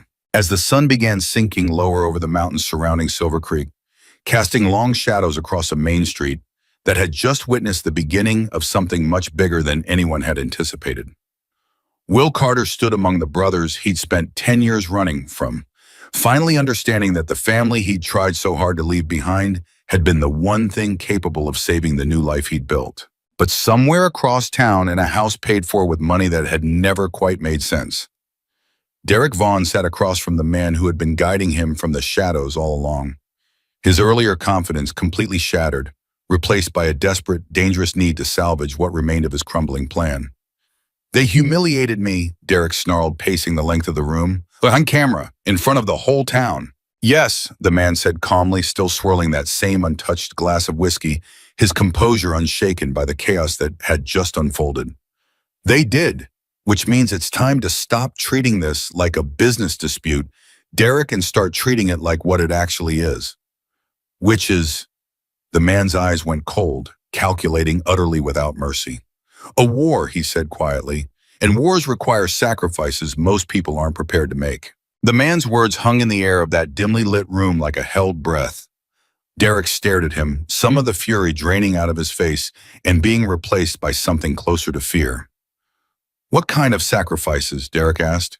The kind you're not currently equipped to understand, the man said, finally taking a sip of his whiskey. Sit down, Derek. You're making me nervous, and nervous men make mistakes. Derek sat though his leg bounced restlessly against the floor, his mind still replaying the humiliation of Main Street, the cameras, the bikers standing unshaken. Will Carter's calm, unbroken voice cutting through everything Derek had built. I need you to understand something about power. The man continued, setting his glass down with deliberate precision. It was never about intimidating shop owners for $500 a week. That was always just cover, a distraction to keep this town looking the other way, while the real business happened underneath it. What real business? The man smiled cold and thin. Land, Derek. This whole valley is sitting on a mining survey that says there's more value under Silver Creek than this entire town has made in the last 50 years combined. Your father knew that. It's why he took those construction contracts, why he cultivated Ashford, why he built the foundation you've been standing on this whole time without ever understanding what it was actually holding up. Derek's mouth went dry. My father never told me any of this. Your father died before he could, the man said simply, which left me to finish what he started, using the only leverage available, his son and his son's ambition to prove himself. The full weight of it settled over Derek, slowly sickly. He wasn't the architect of anything. He was a tool. He always had been. Ashford, Derek said quietly. He's part of this. Ashford's been part of this for 15 years. Every permit, every zoning exception, every look the other way, it's all been building toward a moment where this valley gets sold out from under 1,100 people who have no idea what's coming. The man leaned forward. And now your little extortion scheme and your failure to control one stubborn mechanic has put a spotlight exactly where we didn't want one. So what do? We adjust the plan, the man said. We stop trying to scare Will Carter into submission. We destroy him instead. Legally, publicly. So thoroughly that nobody in that town ever trusts a word he says again, and so completely that his biker friends have no choice but to leave before they can dig any deeper into things that don't concern them. Derek swallowed hard. How? The man's smile widened, and it was the smile of a man who had done this before many times in many towns just like Silver Creek. Leave that to me, he said. You just make sure Ashford is ready to move fast." 2 days after the confrontation on Main Street, Will Carter received a certified letter that would change the entire shape of the fight. He was in the garage when it arrived, Preacher beside him going through inventory on supplies. The club had brought extra tools, extra hands, extra eyes, watching the town in careful rotating shifts that had already begun paying off, catching 2 more of Derek's men trying to vandalize the Henderson's bakery the previous night before they could do any real damage. The postal carrier, a nervous young man named Kyle, who delivered mail on this route for 3 years, handed Will the envelope with visible reluctance. "Sorry, Mr. Carter," Kyle said. "Just doing my job." Will opened it, standing right there in the doorway, and Preacher watched his old friend's face go pale, then hard, then something close to devastated. "What is it?" Preacher asked. Will handed him the letter without a word. Preacher scanned it quickly, his jaw tightening with every line. "This is insane," Preacher said. "They're accusing you of what?" "Fraud," Will said, his voice hollow. "Insurance fraud. Says here I filed a false damage claim on the garage 2 years ago, padded the repair costs, collected money I wasn't entitled to." He shook his head slowly. "I never filed any insurance claim 2 years ago. My garage never even had damage 2 years ago." "Someone's fabricating a paper trail." "Someone with access to insurance records," Will said grimly. "Someone with the same kind of reach that got a sheriff's daughter's school schedule that made evidence disappear in 3 separate cases against Derek." He looked up at Preacher, exhaustion evident in every line of his weathered face. "This is Ashford. Has to be. Building a case designed to discredit me before I can ever use what Emily found against him." The letter demanded Will appear before a county fraud investigator within 1 week, warning that failure to comply or any attempt to leave the jurisdiction would result in an immediate warrant for his arrest. "They're trying to tie you up," Preacher said. "Keep you fighting a legal battle so you can't focus on the real fight." "It's working," Will admitted. That afternoon, Emily arrived at the garage to find Will hunched over his kitchen table, moved temporarily into the garage office, surrounded by old receipts and invoices, trying desperately to reconstruct records from 2 years ago that he'd never needed to keep because the claim itself had never existed. "Well, what's going on?" He handed her the letter silently, and she read it with growing horror, her hands beginning to shake by the time she finished. "This is fake," she said. "This has to be fake." "Doesn't matter if it's fake," Will said wearily. "It exists on paper now. Somewhere in some insurance database, there's a claim with my name on it that never should exist, and proving a negative, proving something never happened, is a hell of a lot harder than you'd think." "We have the county records," Emily said suddenly. "The connection between Ashford and Derek's father. We show that we expose the motive, and we hand them exactly what they want." Will interrupted gently. "Emily, if we go public with unverified corruption allegations against a sitting councilman, while I'm simultaneously under investigation for fraud, who do you think the town believes, a councilman with 15 years of public service? Or a mechanic with a biker gang and a fraud charge hanging over his head?" Emily sank into the chair across from him, the weight of the trap becoming horribly clear. "So we're stuck." "For now." Preacher appeared in the doorway, having overheard enough of the conversation to piece together the situation. "Will you need a lawyer? A real one, not some county public defender who's going to fold the second Ashford's people apply pressure." "I don't have that kind of money, Preacher." "You don't need to," Preacher said. "I know someone. Owes me a favor from a long time back. Good lawyer sharp, doesn't scare easy. I'll make the call tonight." Will looked at his old friend with something like disbelief. "You'd do that after everything?"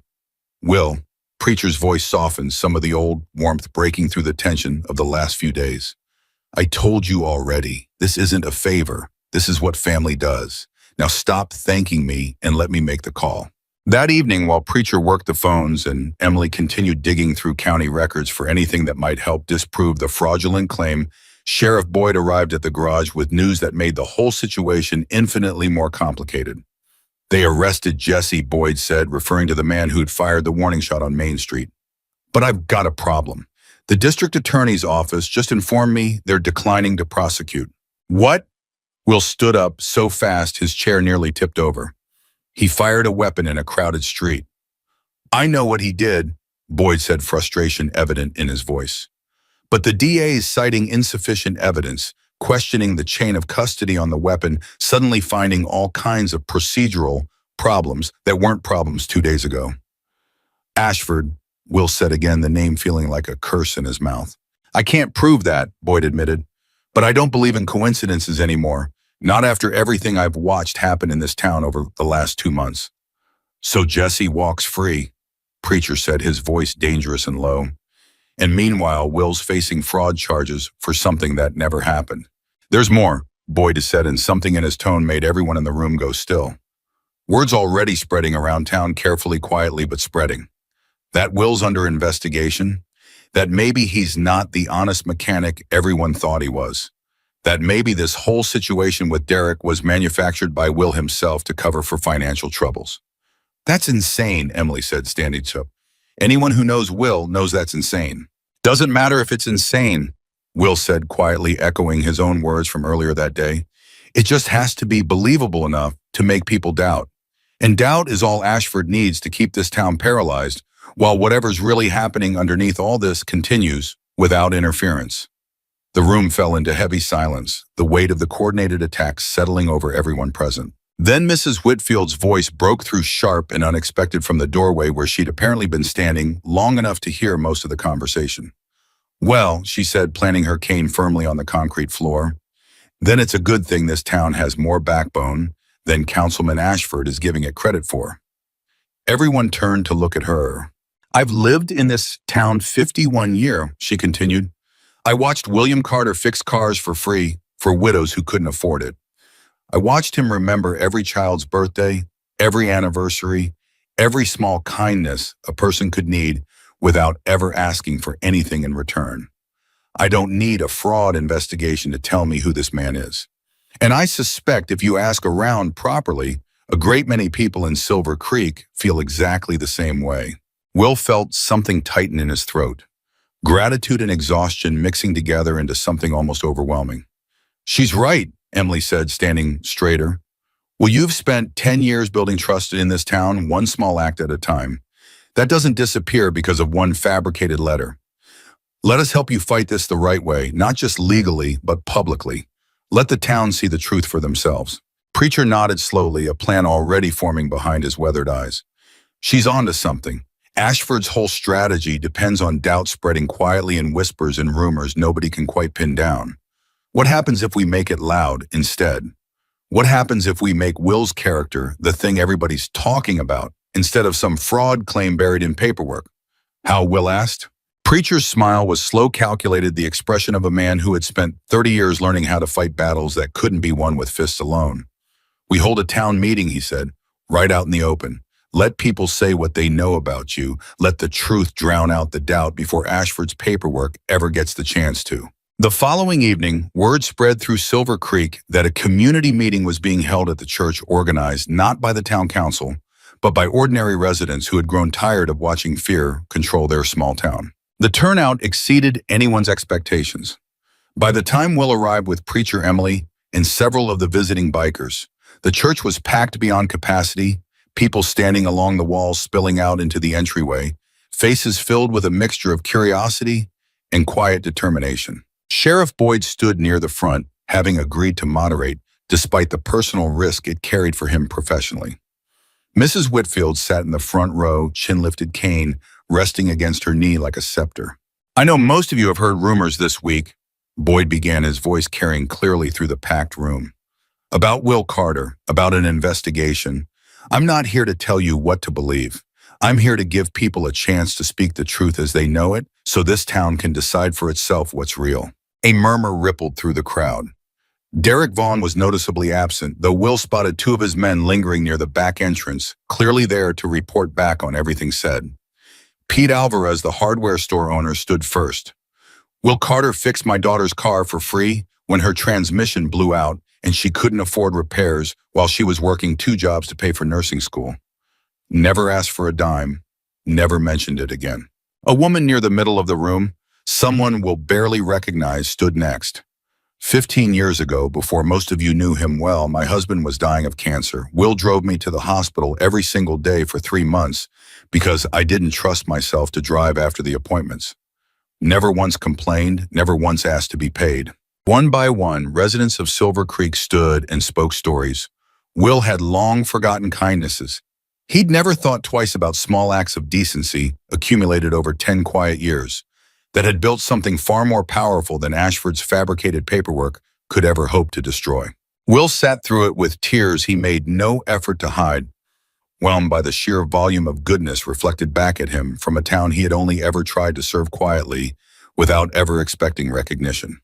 When the stories finally slowed, Preacher stood his weathered face solemn as he addressed the crowd. "I've known William Carter for over 20 years," he said, his voice carrying the gravity of hard-won respect. "I've seen him carry wounded brothers out of danger at his own risk. I've seen him sit beside a grieving father for 6 months straight, saying nothing, just being present, because that's what real strength looks like. This man does not have a dishonest bone in his body. Whatever paperwork someone's manufactured against him, I promise you, it's a lie built by people far more dishonest than Will Carter has ever been in his entire life." The room erupted into applause, and Will felt Emily's hand find his beneath the pew, squeezing tight, her eyes shining with pride and something deeper that neither of them had quite named yet. Then from the back of the church, a new voice cut through the warmth of the moment. "How touching." Everyone turned. Derek Vaughn stood in the doorway, flanked by two men, his earlier composure replaced by something colder, more desperate. "All these lovely stories," Derek continued, walking slowly down the center aisle, "but none of them explain the insurance fraud investigation currently underway against your beloved Will Carter. Do they?" "Get out, Derek," Boyd said firmly. "This is a public meeting. Sheriff, I have every right to be here." Derek's eyes swept the crowd with cold calculation. "You people want to talk about character. Let's talk about the character of a man who called in an outlaw motorcycle gang to threaten this town's peace, who's currently under investigation for financial fraud, who's been hiding his violent past from every single person in this room for a decade." "That's not what happened," Emily said, standing up, her voice shaking with fury but unwavering. "You're the one, man, who's been extorting this town for months. You're the one who broke Mrs. Whitfield's wrist. You're the one who staged a gunshot on Main Street to frame innocent people." "Allegations," Derek said smoothly. "Nothing more. Meanwhile, there's an official investigation underway against Mr. Carter that none of you seem interested in discussing honestly." The room's energy shifted, uncertainty creeping back in, despite everything that had just been shared. Will felt it happening in real time, watched faces that had been full of warmth and support just moments ago, beginning to flicker with doubt again. He stood up slowly. "You want to talk about that investigation, Derek?" Will said, his voice steady despite the storm raging inside him. "Fine, let's talk about it right here, right now, in front of everyone." Derek's smirk faltered slightly. "There's nothing to discuss. The facts speak for themselves." "The facts," Will said, stepping into the center aisle to face him directly, "are that I have never in my life filed an insurance claim on this garage. Not 2 years ago, not ever.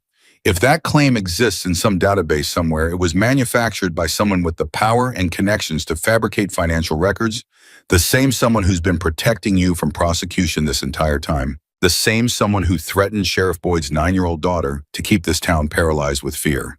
A collective gasp rippled through the crowd. Boyd, standing at the front, nodded grimly, confirming Will's words with his silence. "That's a serious accusation," Derek said, though his voice had lost some of its earlier confidence. "It's the truth," Will said, "and I think everyone in this room deserves to know exactly who's really running this operation, Derek. Because it's not you.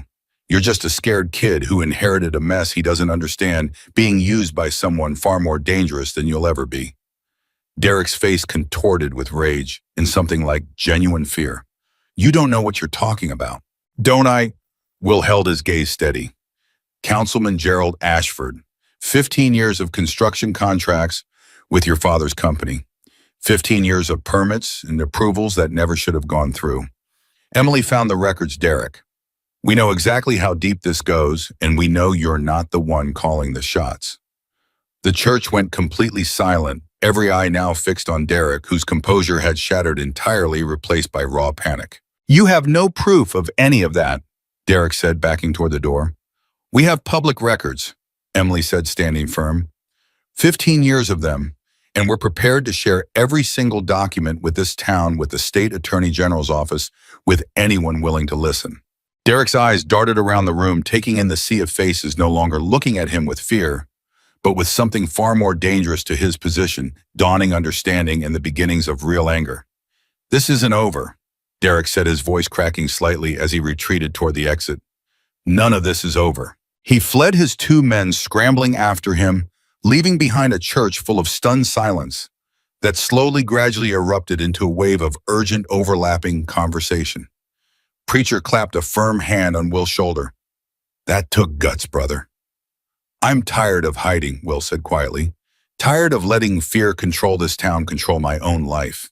If exposing Ashford means losing everything I've built here, so be it. At least it'll be the truth. Boyd approached, his expression grim but resolute. Well, that accusation against Ashford, a sitting councilman, that's going to bring serious heat down on all of us. You understand that, right? I understand, Will said, but it's already heat we've been living under for months, Boyd. The only difference now is people finally know where it's actually coming from. 3 days later, the fallout began in earnest. The local news station that had covered the Main Street confrontation ran a follow-up story, this time focusing entirely on the corruption allegations against Councilman Ashford, backed by copies of the public records Emily had gathered. The story spread fast, picked up by a regional outlet, then a state one, each new report adding pressure that Ashford clearly hadn't anticipated when he'd started this whole scheme. Will's fraud investigation, meanwhile, hit an unexpected snag. Preacher's lawyer, a sharp, no-nonsense woman named Diane Castellano, who arrived in Silver Creek within 48 hours of Preacher's call, discovered within days that the insurance claim in question had been filed electronically from an IP address registered to a law office in the state capital, an office with documented ties to a shell company that, after considerable digging, traced back to land development interests connected to a mining conglomerate. This wasn't Ashford acting alone, Diane told Will and Preacher, spreading printouts across the garage's makeshift office table. This is bigger than a corrupt councilman padding contracts for a construction company. Someone with serious money and serious legal resources orchestrated this entire fraud claim, and I'd bet everything I own that same someone is the one really pulling Derek Vaughn's strings. Mining interests, Will said slowly, remembering Derek's earlier comments about resources he couldn't possibly imagine. This whole thing was never about protection money. It was cover, Diane confirmed, a distraction while someone quietly positioned themselves to acquire land rights across this entire valley. The revelation sent a fresh wave of urgency through everyone involved. If the stakes were this much larger than anyone had initially realized, Derek Vaughn suddenly seemed less like the primary threat and more like a small, desperate piece in a much larger, much more dangerous game. That night, as Will sat alone in the garage long after everyone else had gone home trying to process the magnitude of what they'd uncovered, Emily arrived carrying 2 cups of coffee and a look of quiet determination. You should be resting, Will said. So should you. She handed him a cup, sitting down across from him. Well, I keep thinking about something Diane said.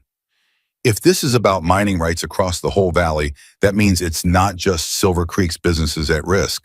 It's everyone's land, everyone's homes. I know. Which means this fight isn't just about you anymore. It's about the whole town's future. Will nodded slowly, the weight of that responsibility settling heavily onto his shoulders. I never wanted this, Emily. I came to Silver Creek to disappear, to live a quiet life where I couldn't hurt anyone else the way I hurt Tommy. And now I'm standing in the middle of the biggest fight this town has ever seen. Maybe that's exactly why you're the right person to be standing here, Emily said gently. You've spent 10 years learning how to carry guilt, how to carry weight most people would collapse under. Maybe that's exactly the kind of strength this town needs right now. Will looked at her for a long moment, something shifting in his chest, not just gratitude, but something deeper, something he hadn't allowed himself to feel in over a decade. When this is over, he said quietly, whatever's left of my life afterward, I don't want to spend it hiding anymore, Emily. I don't want to spend it alone. Emily's breath caught, understanding exactly what he was saying without him needing to say it more directly. Will, I'm not asking for anything right now, he said quickly. I just needed you to know that. Whatever happens with Derek, with Ashford, with all of this, I want to still be standing here in this town with you and Cooper when it's finally over. Emily reached across the table and took his weathered hand in both of hers, her eyes bright with unshed tears. You will be, she said firmly. We're going to make sure of it. Their quiet moment was interrupted by the garage's back door slamming open. Preacher rushing in with his phone still pressed to his ear, his face etched with urgent concern. Will, we've got a problem. Will stood immediately, every instinct sharpening. What kind of problem? That was Boyd. Preacher's expression was grim. Ashford's filed an emergency injunction claiming your continued presence with an active fraud investigation combined with known criminal associates, meaning us represents an immediate threat to public safety. He's petitioning a judge for an emergency order, forcing you out of Silver Creek within 72 hours pending resolution of the fraud case. They can't do that, Emily said, standing up sharply. That's insane. It's exactly what desperate men do when they're losing control of a narrative. Diane said, having followed Preacher in from the parking lot where she'd apparently been on a separate call. And I'll be honest with both of you, depending on which judge gets assigned, this could actually work. Small counties connected officials, it happens more often than it should. Will felt something cold settle into his stomach. After everything, the town meeting, the outpouring of support, the mounting evidence against Ashford, it was still possible that raw legal maneuvering could force him out of the only home he'd built for himself in a decade, could separate him from Emily, from Cooper, from a town that had finally started to see him for who he really was. When's the hearing? Will asked. Tomorrow morning, Diane said. Ashford's pushing for emergency speed, hoping to catch us off guard before we can properly prepare a defense. Then we don't sleep tonight, Preacher said firmly. We prepare. All of us. Diane, what do you need? Diane was already pulling out a legal pad, her expression sharpening into fierce focus. I need every piece of evidence Emily's gathered. I need character witnesses ready to testify on short notice. And I need someone to explain to me exactly how deep this mining conglomerate connection goes. Because if I can bring that into tomorrow's hearing, it changes the entire conversation from dangerous biker associate to whistleblower being silenced by corrupt local officials protecting a massive land grab. Will looked around the garage at the faces gathered there. Preacher Diane, Emily, soon joined by Boyd and several other bikers who'd heard the news and arrived within minutes ready to help however they could, and felt something powerful swell in his chest despite the danger closing in around them. 10 years ago, he'd walked away from everyone who cared about him because he believed isolation was the only way to keep the people around him safe. Tonight, surrounded by old brothers and new family alike, all of them working desperately through the night to protect not just him, but the entire town he'd come to love, Will finally understood how wrong he'd been. Let's get to work, he said, sitting back down at the table, ready to fight for everything that mattered most. Outside, the night stretched dark and quiet over Silver Creek. But inside, the garage lights burned late into the morning hours as old friends and new allies fought together to save not just one man's freedom, but the future of an entire town that had finally found the courage to stand against the shadows trying to consume it. The hearing was set for 9 o'clock, and by 8:30, the small county courthouse in Silver Creek had no available seats left inside, with dozens more residents crowded onto the front steps, despite the cold morning air, waiting for news of a decision none of them could control, but all of them desperately cared about. Will sat beside Diane Castellano at the defense table, his weathered hands folded tightly in his lap. Preacher and Emily seated directly behind him in the gallery, close enough that he could feel their presence, even without turning around. Remember, Diane said quietly, let me do the talking unless I specifically ask you a question. Emotional outbursts, even righteous ones, only give them ammunition. I understand. Do you? She studied him carefully. Because I've read your file, Will. I know what kind of man walks away from everything he loves for 10 years out of guilt. That kind of man sometimes has trouble staying quiet when he feels responsible for other people's suffering. Will managed a small, tired smile. I'll behave, Diane. Judge Harmon entered, the stern woman in her 60s, whose reputation, according to Diane's late-night research, suggested she ran a tight courtroom and had little patience for theatrics from either side. We're here on an emergency petition filed by Councilman Gerald Ashford. Judge Harmon began requesting an immediate order requiring William Carter to vacate Silver Creek pending resolution of an active fraud investigation, citing public safety concerns related to associations with an outlaw motorcycle organization. Counsel for the petitioner, you may proceed. Ashford's lawyer stood, a slick, expensive-looking man Will didn't recognize, clearly flown in from somewhere far more sophisticated than Silver Creek's usual legal circles. Your Honor, my client's concerns are straightforward. Mr. Carter is currently under active investigation for insurance fraud. In the days since that investigation began, he has summoned a group of armed, dangerous individuals to this town, individuals whose mere presence has already resulted in a public discharge of a firearm on Main Street. The town's safety demands immediate action. Objection to the characterization, Diane said, rising smoothly. The firearm discharge referenced was fired by an employee of Derek Vaughn, a man with documented ties to Councilman Ashford's late business partner, not by anyone associated with my client. That connection remains unproven, Ashford's lawyer countered. It's proven in the 15 years of public construction records we've already submitted to this court. Diane shot back, sliding a thick folder across the table.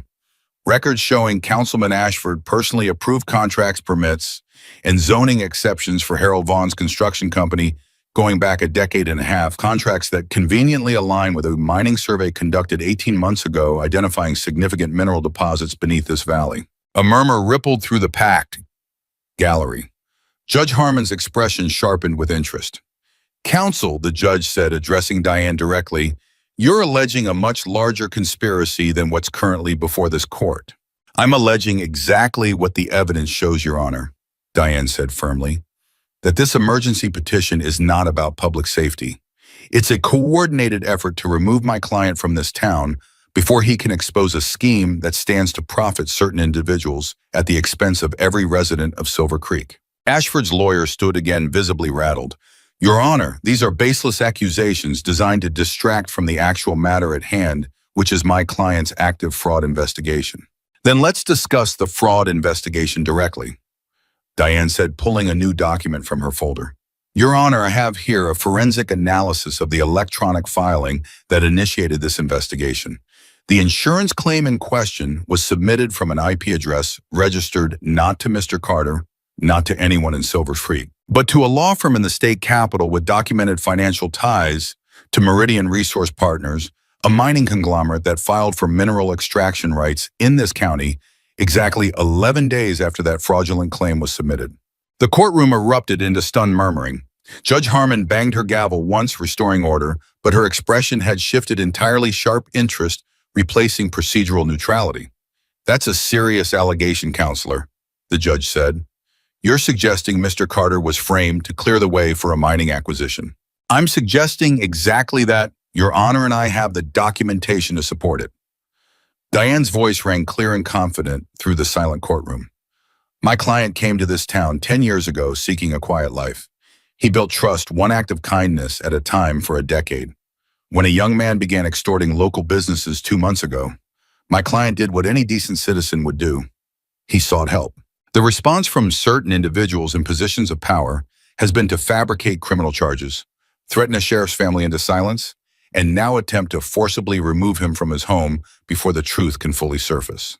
Ashford's lawyer looked increasingly desperate, glancing toward the back of the courtroom, where Councilman Ashford himself sat, his face pale, sweat beading at his temples despite the cool morning air.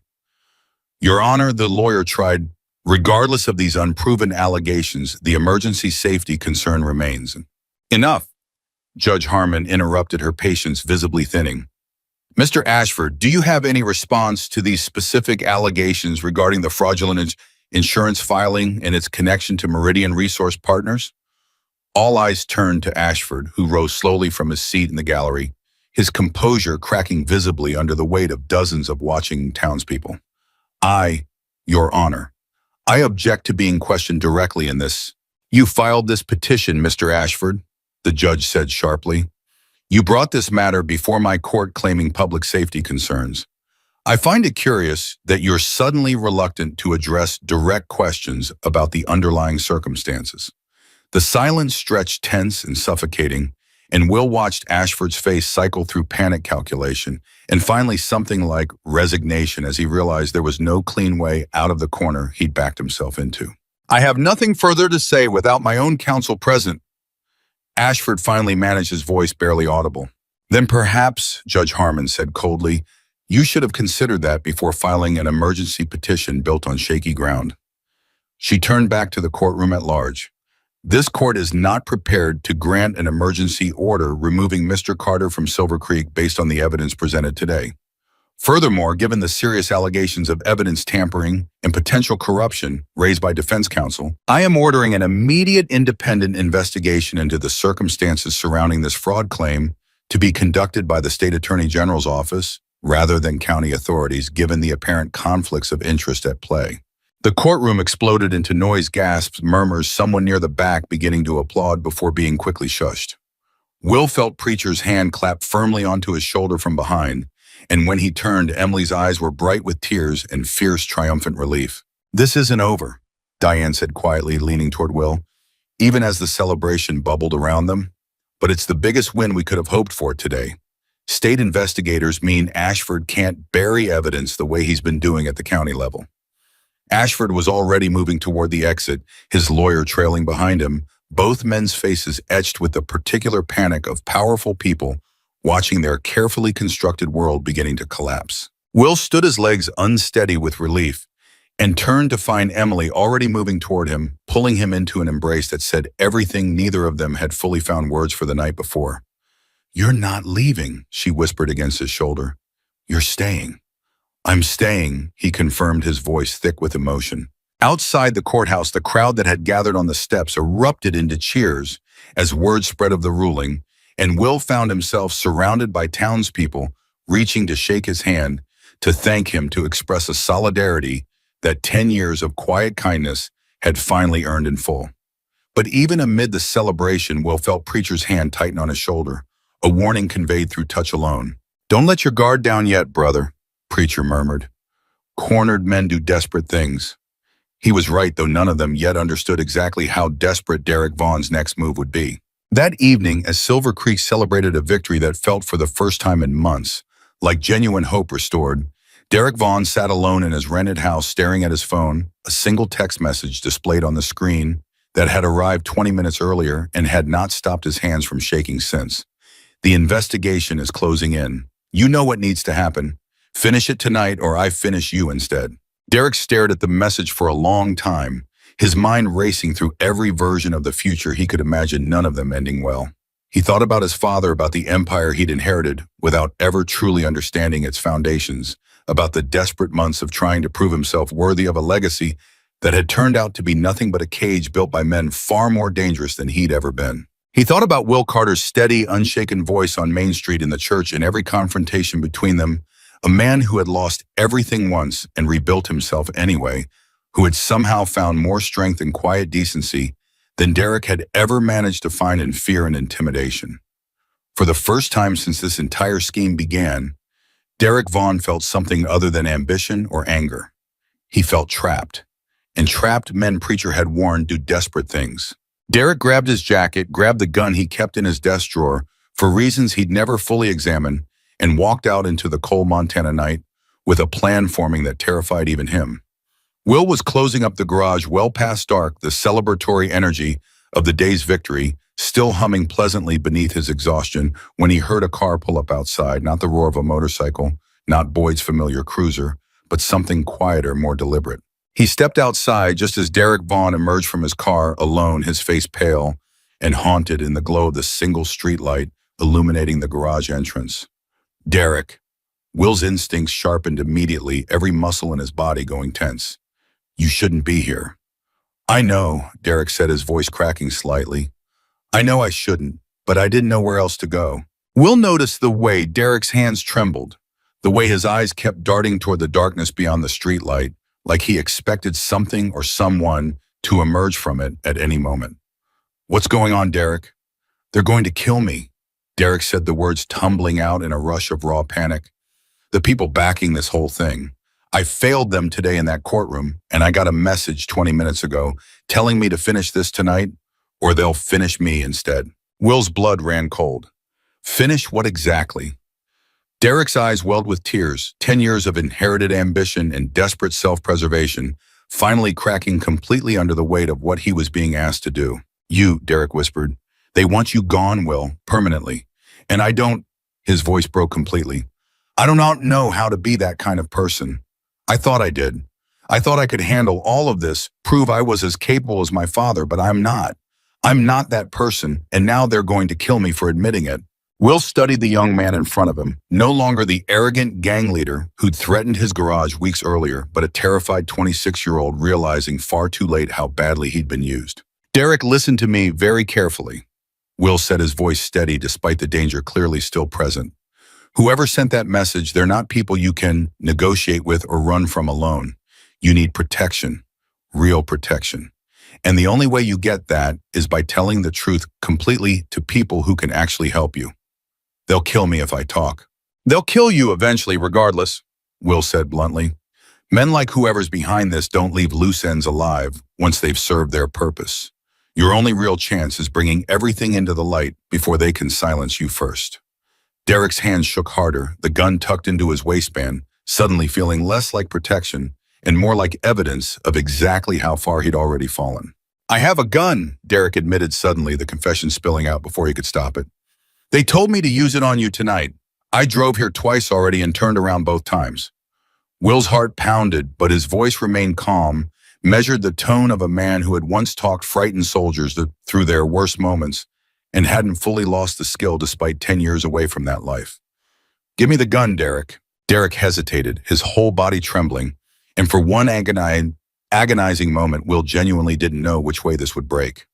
Then Derek reached slowly into his waistband, pulled out the weapon with shaking hands, and held it out toward Will, tears streaming freely down his face now. I don't want to be this person, Derek whispered. I never wanted to be this person. Will took the gun carefully, immediately unloading it with the practiced efficiency of old training before setting it safely aside on his workbench. Then don't be, Will said quietly. It's not too late, Derek, but you need to make a choice right now tonight about who you're going to become from this point forward. Behind them, the headlights swept across the garage entrance, and both men turned sharply, adrenaline spiking as a familiar car rolled to a stop, and Boyd stepped out, having apparently followed Derek's vehicle after spotting it leaving his rented house. Everything all right here? Boyd called out, his hand resting cautiously near his holster as he took in the scene, Derek's tear-streaked face, the unloaded gun sitting on Will's workbench. Derek's ready to talk, Will said, about everything, about who's really behind all of this. Boyd's expression shifted from caution to sharp focus. Is that true, son? Derek nodded slowly, wiping his face with the back of his hand, something like relief beginning to break through the terror. They're going to kill me if I don't kill him tonight. I won't do that. I need protection and I need to tell someone everything I know. Boyd was already reaching for his radio. I'm calling the state investigators assigned to this case.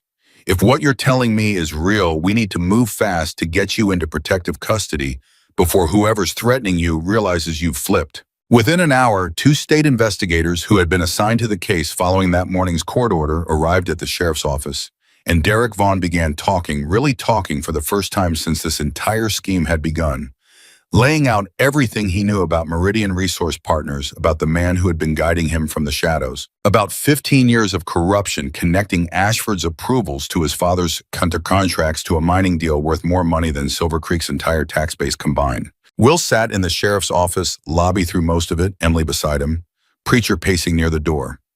All of them waiting to learn exactly how deep this conspiracy really went and how close they'd all come to a very different, much darker ending.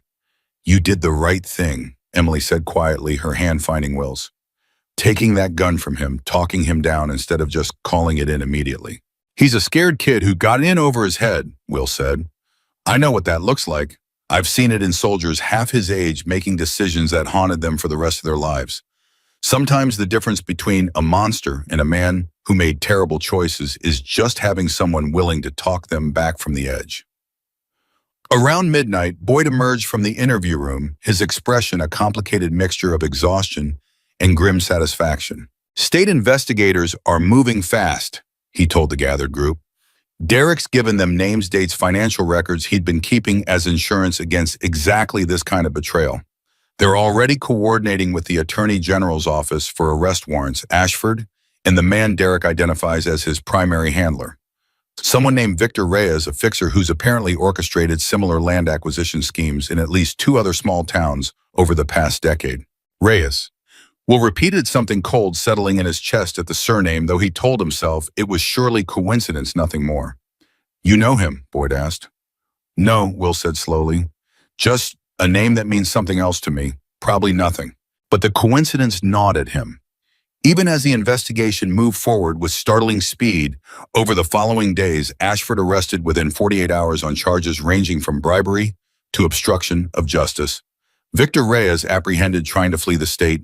3 days after that, The full scope of the mining conspiracy finally laid bare for the entire town to see.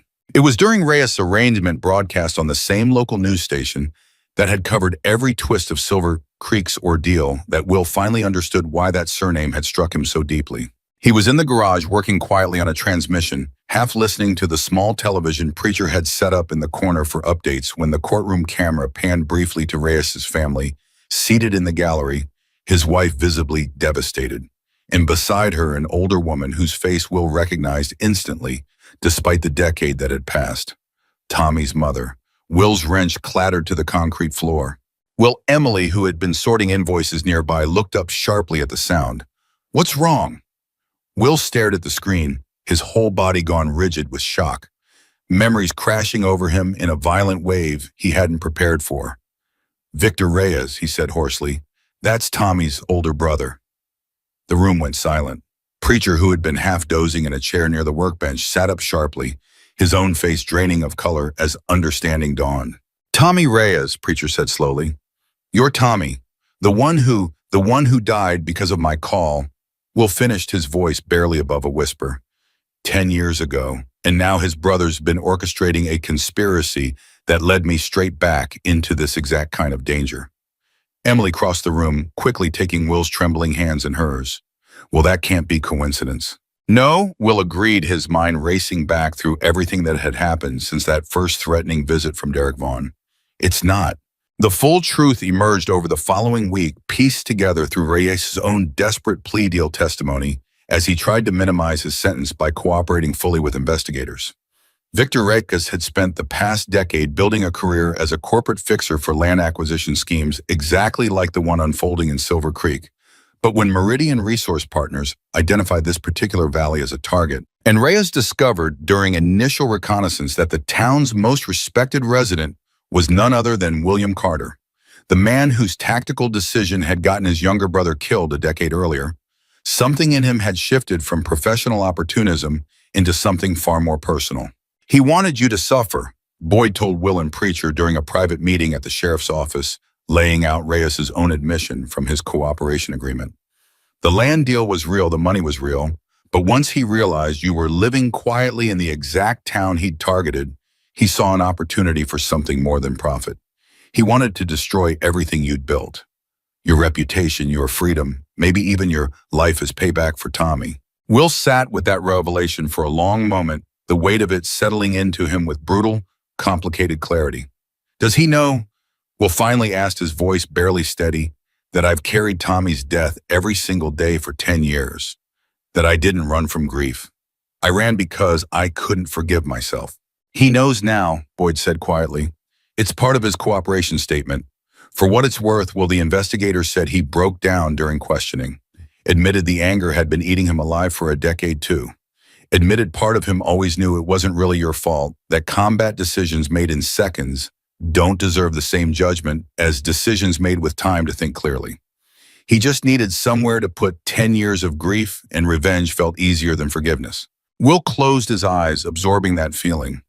Something complicated shifted inside his chest, not quite closure, not quite peace, but something adjacent to both a recognition that grief left unexamined could poison even good men into terrible choices.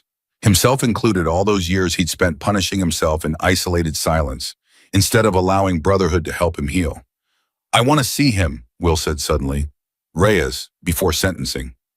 "Well, I don't think," Preacher started. "I need to," Will said firmly. "Not for him, for me, for Tommy. There's things that need saying that 10 years of silence should have said a long time ago." The visit was arranged 3 days later in a small meeting room at the county detention facility. Victor Reyes led in wearing an orange jumpsuit, his face a haunted mirror of grief and shame that Will recognized intimately, having worn a similar expression himself for the better part of a decade. They sat across from each other in heavy silence for a long moment before Will finally spoke. "I think about your brother every single day," Will said quietly, "not as an obligation, not as guilt I'm required to carry, because Tommy mattered, because he was 24 years old and funny and terrified and brave all at once, and I was supposed to bring him home safe, and I didn't." Reyes's jaw trembled, tears already forming. "You told him to go left." "I told him to go left," Will confirmed, his own voice cracking, Because that's what my training said. Because in that moment with the information I had, it was the right call by every measure except the one that mattered most, keeping him alive. I've replayed that decision 10,000 times, Victor. I will replay it for the rest of my life. But I need you to understand something because I think you need to hear it as much as I need to say it. What? Grief doesn't owe anyone revenge, Will said. It doesn't need a target to become meaningful. Tommy's death broke something in both of us, and instead of finding each other, instead of grieving together the way brothers should, we let it turn into something poisonous. You spent 10 years building toward destroying me. I spent 10 years destroying myself slowly through isolation. Neither one of us gave Tommy the honor he actually deserved. Reyes broke down completely, then years of buried grief finally surfacing in full, and Will, despite everything, despite the fraud charges, the threats, the danger this man's scheme had brought to an entire town, found himself reaching across the table to grip Reyes's shaking hand. I forgive you, Will said quietly. Not because what you did was acceptable. It wasn't. People will hold you accountable for that as they should. But I forgive you because carrying more hatred forward doesn't honor Tommy's memory. It just creates more wreckage in a story that's already had enough. Reyes looked up at him, disbelief and gratitude warring across his tear-streaked face. How can you forgive me after everything? Because someone taught me a long time ago, Will said, thinking of Preacher, of every brother who had refused to let him disappear completely even during his darkest years. That family means showing up even when it's hard, even when someone doesn't deserve it, especially then. Sentencing came 3 weeks later. Ashford received 12 years for corruption and bribery. Reyes, given his cooperation and genuine remorse, received a reduced sentence of 5 years, with the possibility of earlier release for continued good behavior. Derek Vaughn, having cooperated fully from the very beginning and having never actually followed through on the violence he'd been directed to commit, avoided serious prison time entirely. Instead, receiving probation and mandatory community service work, he began immediately and unexpectedly at Will's garage, learning an honest trade from the very man he'd once threatened to destroy. You didn't have to do this, Derek told Will during his first week of community service. Hands stained with grease for the first time in his privileged life, clearly uncomfortable with the manual labor, but determined to see it through. No, Will agreed, I didn't have to, but everyone deserves a chance to become someone different than the person's circumstances tried to make them. I got that chance, Derek. Seems only fair to extend the same grace. By the time autumn settled fully over Silver Creek, the town had transformed in ways nobody could have predicted just months earlier. The mining conglomerate's acquisition attempt collapsed entirely once the corruption became public, protecting the valley's land rights for generations of residents to come. Sheriff Boyd, having found his courage when it mattered most, won re-election, unopposed, his integrity restored in the eyes of the community he'd once been too frightened to fully protect. And the Hells Angels who had answered Will's call, Preacher Big Mike Hollis and the rest, became an unlikely but permanent fixture of Silver Creek life, several of them ultimately deciding to relocate, entirely drawn by the same quiet beauty and genuine community spirit that had once drawn Will himself a decade earlier, to disappear into these same mountains. On a crisp October evening, the whole town gathered outside Will's garage for a celebration that had become something of a tradition over the past month. A simple cookout, folding tables loaded with food, string lights hung between the garage and the old oak tree beside it. Laughter and conversation carrying warmly through the cooling autumn air. Will stood near the edge of the gathering, watching Cooper chase fireflies with 2 of the younger bikers' grandchildren who had come to visit, watching Mrs. Whitfield holding court with Big Mike about motorcycle maintenance with more enthusiasm than her 78 years should probably allow, watching Preacher and Boyd deep and easy conversation like old friends instead of men who'd met only months earlier under the worst possible circumstances. Emily found him there, 2 glasses of lemonade in hand, offering him one as she settled beside him. You look happy, she observed. I am happy, Will said, and meant it fully, perhaps for the first time in over a decade.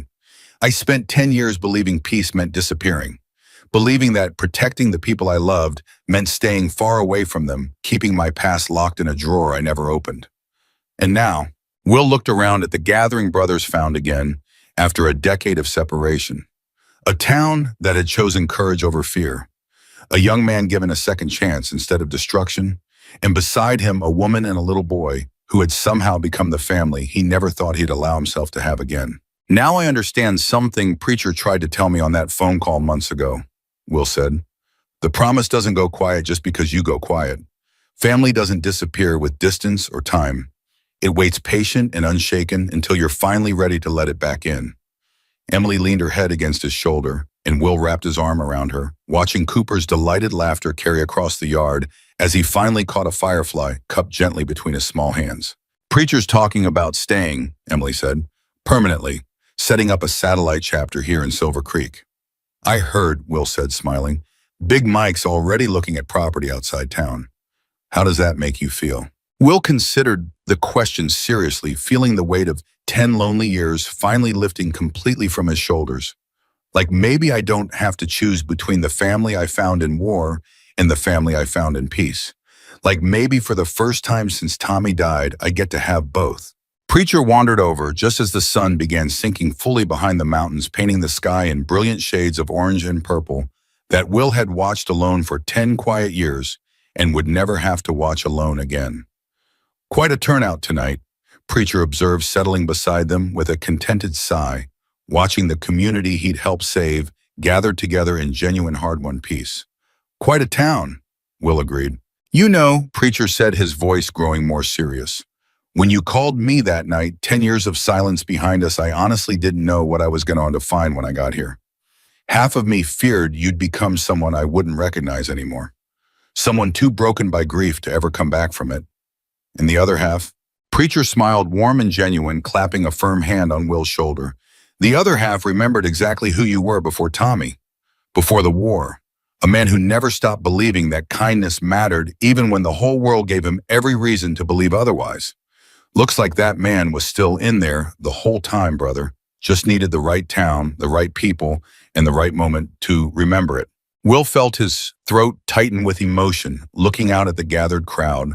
A town he had quietly served for a decade without ever expecting recognition, now standing united and unafraid, because he had finally found the courage to let his true self be seen. Thank you, Will said quietly, for not letting me disappear completely. For answering that call after 10 years of silence, no questions asked. That's what brotherhood means, Will, Preacher said simply. It doesn't wait for perfect timing.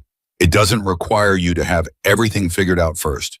It just shows up exactly when you need it most and refuses to let go.